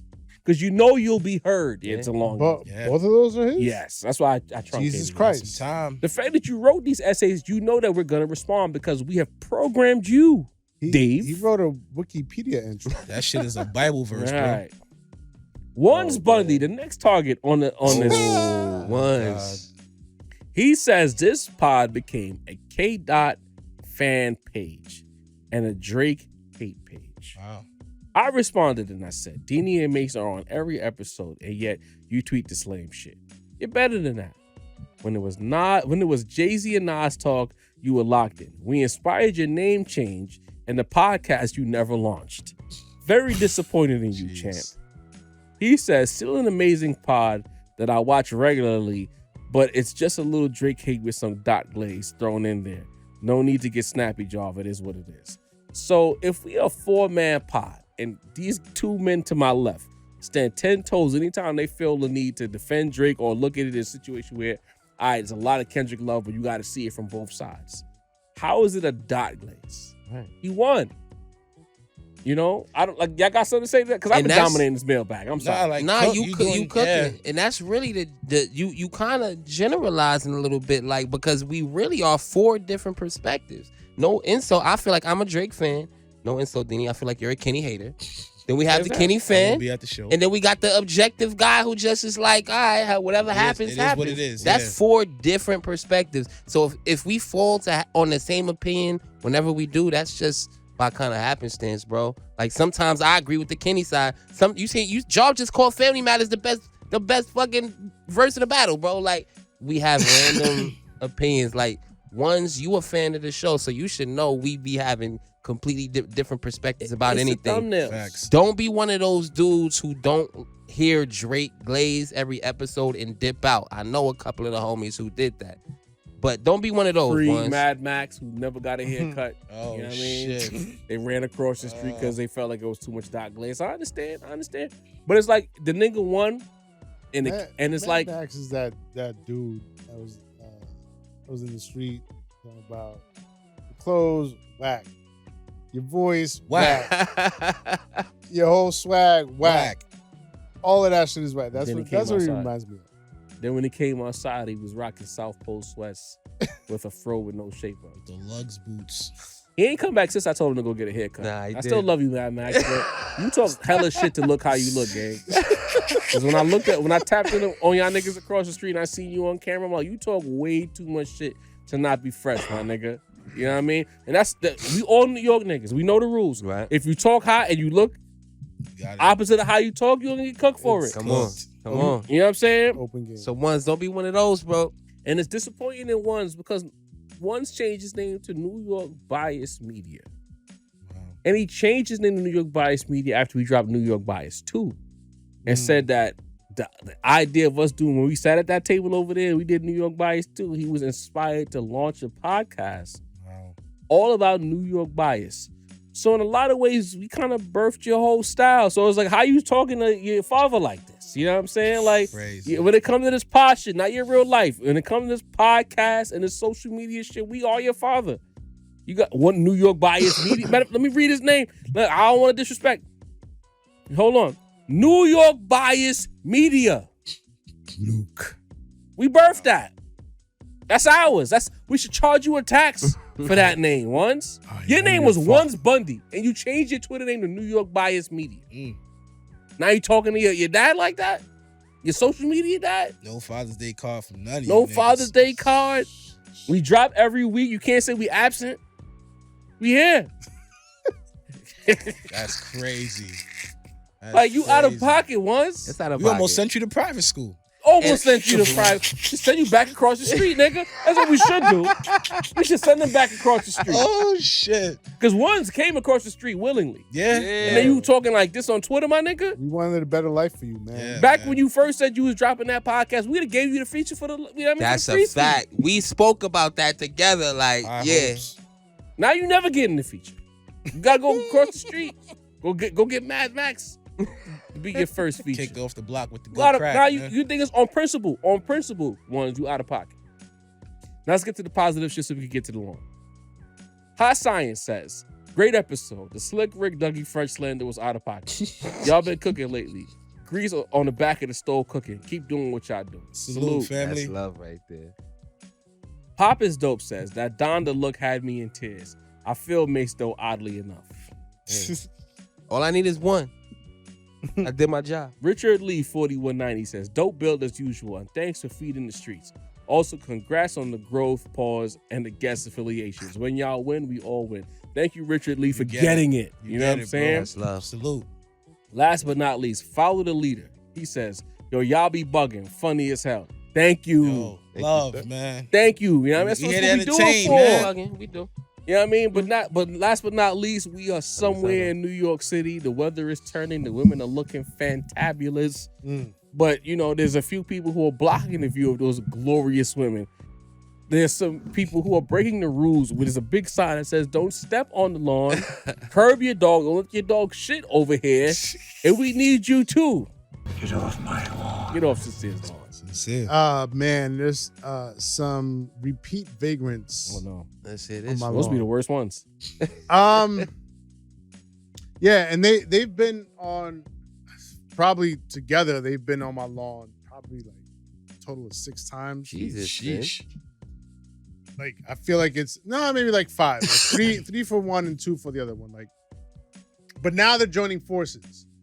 And I feel like it's almost like that Dragon Ball Z what is it, Fusion. the fusion dance. Yeah. You know what I mean? Where Or the they're joining Patara earrings. forces. Yeah. Fusion, ha! And now they're turning into this fucking ultra vagrant on my lawn. Tommy Richmond. Oh, Uh-oh. She about to get it too. I don't know man's how right many there. times I've kicked you off Ooh. my lawn. You've managed to get on it again. And Sexy Red. I don't know how. Look. I didn't know he was going into that. Listen, We ain't say that in a minute. the CIA. Shit. CIA Records. They won. The CIA is doing. They're Entertainment. working overtime right now, bro. Clocking in. The CIA is working overtime. You got this motherfucker Tommy Richmond Carol that Burnett. looks like an undercover DT in the train. Train station, Fulton bro. Street Station, You know what I downtown mean? Brooklyn. And then you nigga. got the most common denominator fucking shit with Sexy Red. And these motherfuckers is joining forces for a song called Acting Up. Look, man, I'm gonna start with Tommy Richmond because, again, you know, from straight out the gate, talking about he's not a hip hop artist, using the aesthetic, you know what I mean, looking the part, you know what I mean, and continuing to, and we talked about this earlier, continuing to siphon swag and energy and vibes from the culture while always maintaining a certain distance away from the culture. You know what I mean? This is what has happened all throughout history. We continue to see it with Tommy Richmond. Even to the point where the name of the song is Acting Up. With the apostrophe on the top. Not acting up. Yeah. Acting Yeah. up. Yeah. Dropping the G. And then he goes and picks out, again, the most common denominator, the most act in rap and hip hop right now. Bro, you know what I mean? Sexy He Red. got off though. We need to get her the fuck out of here too, bro. You know what I mean? Part of that clip hop movement shit. I'm talking Listen, Like, she the star, Clit Hop. CIA Records, nigga. CIA Records, yo, see, Tommy Richmond gotta get off my lawn. Sexy Red gotta get off my lawn. The CIA gotta get off my lawn. Like, I don't know. Again, these two motherfuckers, they linking up. problems Doing the fusion dance on my lawn and shit. All of a sudden, they're this big superpower. I don't know who I gotta get to get these motherfuckers off my lawn. I might be Goku, nigga. I don't know. Another I don't fusion. know. I'm not all that well versed in the anime world, so I might be merging universes here. But I might need Thanos to come in and just snap these motherfuckers Yeah, away. It's bad work, man. Cause I'm tired of both of them, and now they linking up on some CIA shit. Both these motherfuckers need to get off my lawn, stay off my lawn. I don't want y'all on here no more. Please, please. I'm begging you to stay off. Get off my lawn. Get the fuck off my lawn, bro. Less That's it. CIA niggas, more Marcus Clay, more Griselda, more Ransom, more Kendrick, more Rome Streets, more of the good shit, More fire. more JID, more Cole, more bars. Yeah. If you're not with none of that, Get off my lawn. this has been episode 122 of the Rap Roundtable that went much longer than I thought it would go tonight. Hey, Not you gonna ain't lie. lying, y'all. Well, thank you a as cup. always for locking in with us because we went way over our time this evening. Believe it. We appreciate the Some chat yappers, for locking in. bro. We know we got cursed out with this one. We did a quick live in the middle of this recording. Shout out to everybody who pulled up for that quick 10-minute live or so. Love. Deanie the Balance, take us home, bro. Yo, shout out to Walt the Great, man. Doing that production in the back. We love you, good brother. The chat, first and foremost. We can't do this shit without y'all. Shout out to the people who get it. Shout out to the people who like. Shout out to the people who subscribe. Shout out to the people who really like get the build. You know what I'm saying? You don't just see the highlight and just run with it. You actually watch the show. You see the perspectives. You see where niggas is coming from, and you dig it. You know what I'm saying? Shout out to Macito, motherfucking voice of the culture, My boy. keeping you tapped in with everything going on. You hear the fucking beat. The beat you hear in the background is produced by this good brother right here, Super Sincere producer. Beats. He makes beats. All that me. You already know the fucking vibes. Legend of 2 games like Pee Wee Kirkland, man. 4 Jarvie, games. 4 games now. You dig? The GOAT. Top notch. I'm Dean the Balance of the Force, with your know. mother's favorite. That's with your mother's favorite. And with our powers combined, it's the fucking Rap Roundtable. You dig? Fucking Oh! Don Julio kicked our ass at the end of this Yeah, episode. that Yeah, one it little did. thing Know I that. had. I'm fighting for my life. Shit got me sweating like Pat. Yo. You in the Don fourth Julio quarter. got us screaming at each other in this motherfucker, man. And real quick, get these feet, man. Get a close up of these Yo, feet, some man. good feet. You know what I mean? Good feet committee. Yo, y'all motherfuckers y'all not fucking with us. No. Y'all Nah, not hold on, fucking with us in son. this game. Niggas, Y'all was. see y'all soon. Get out of here, man.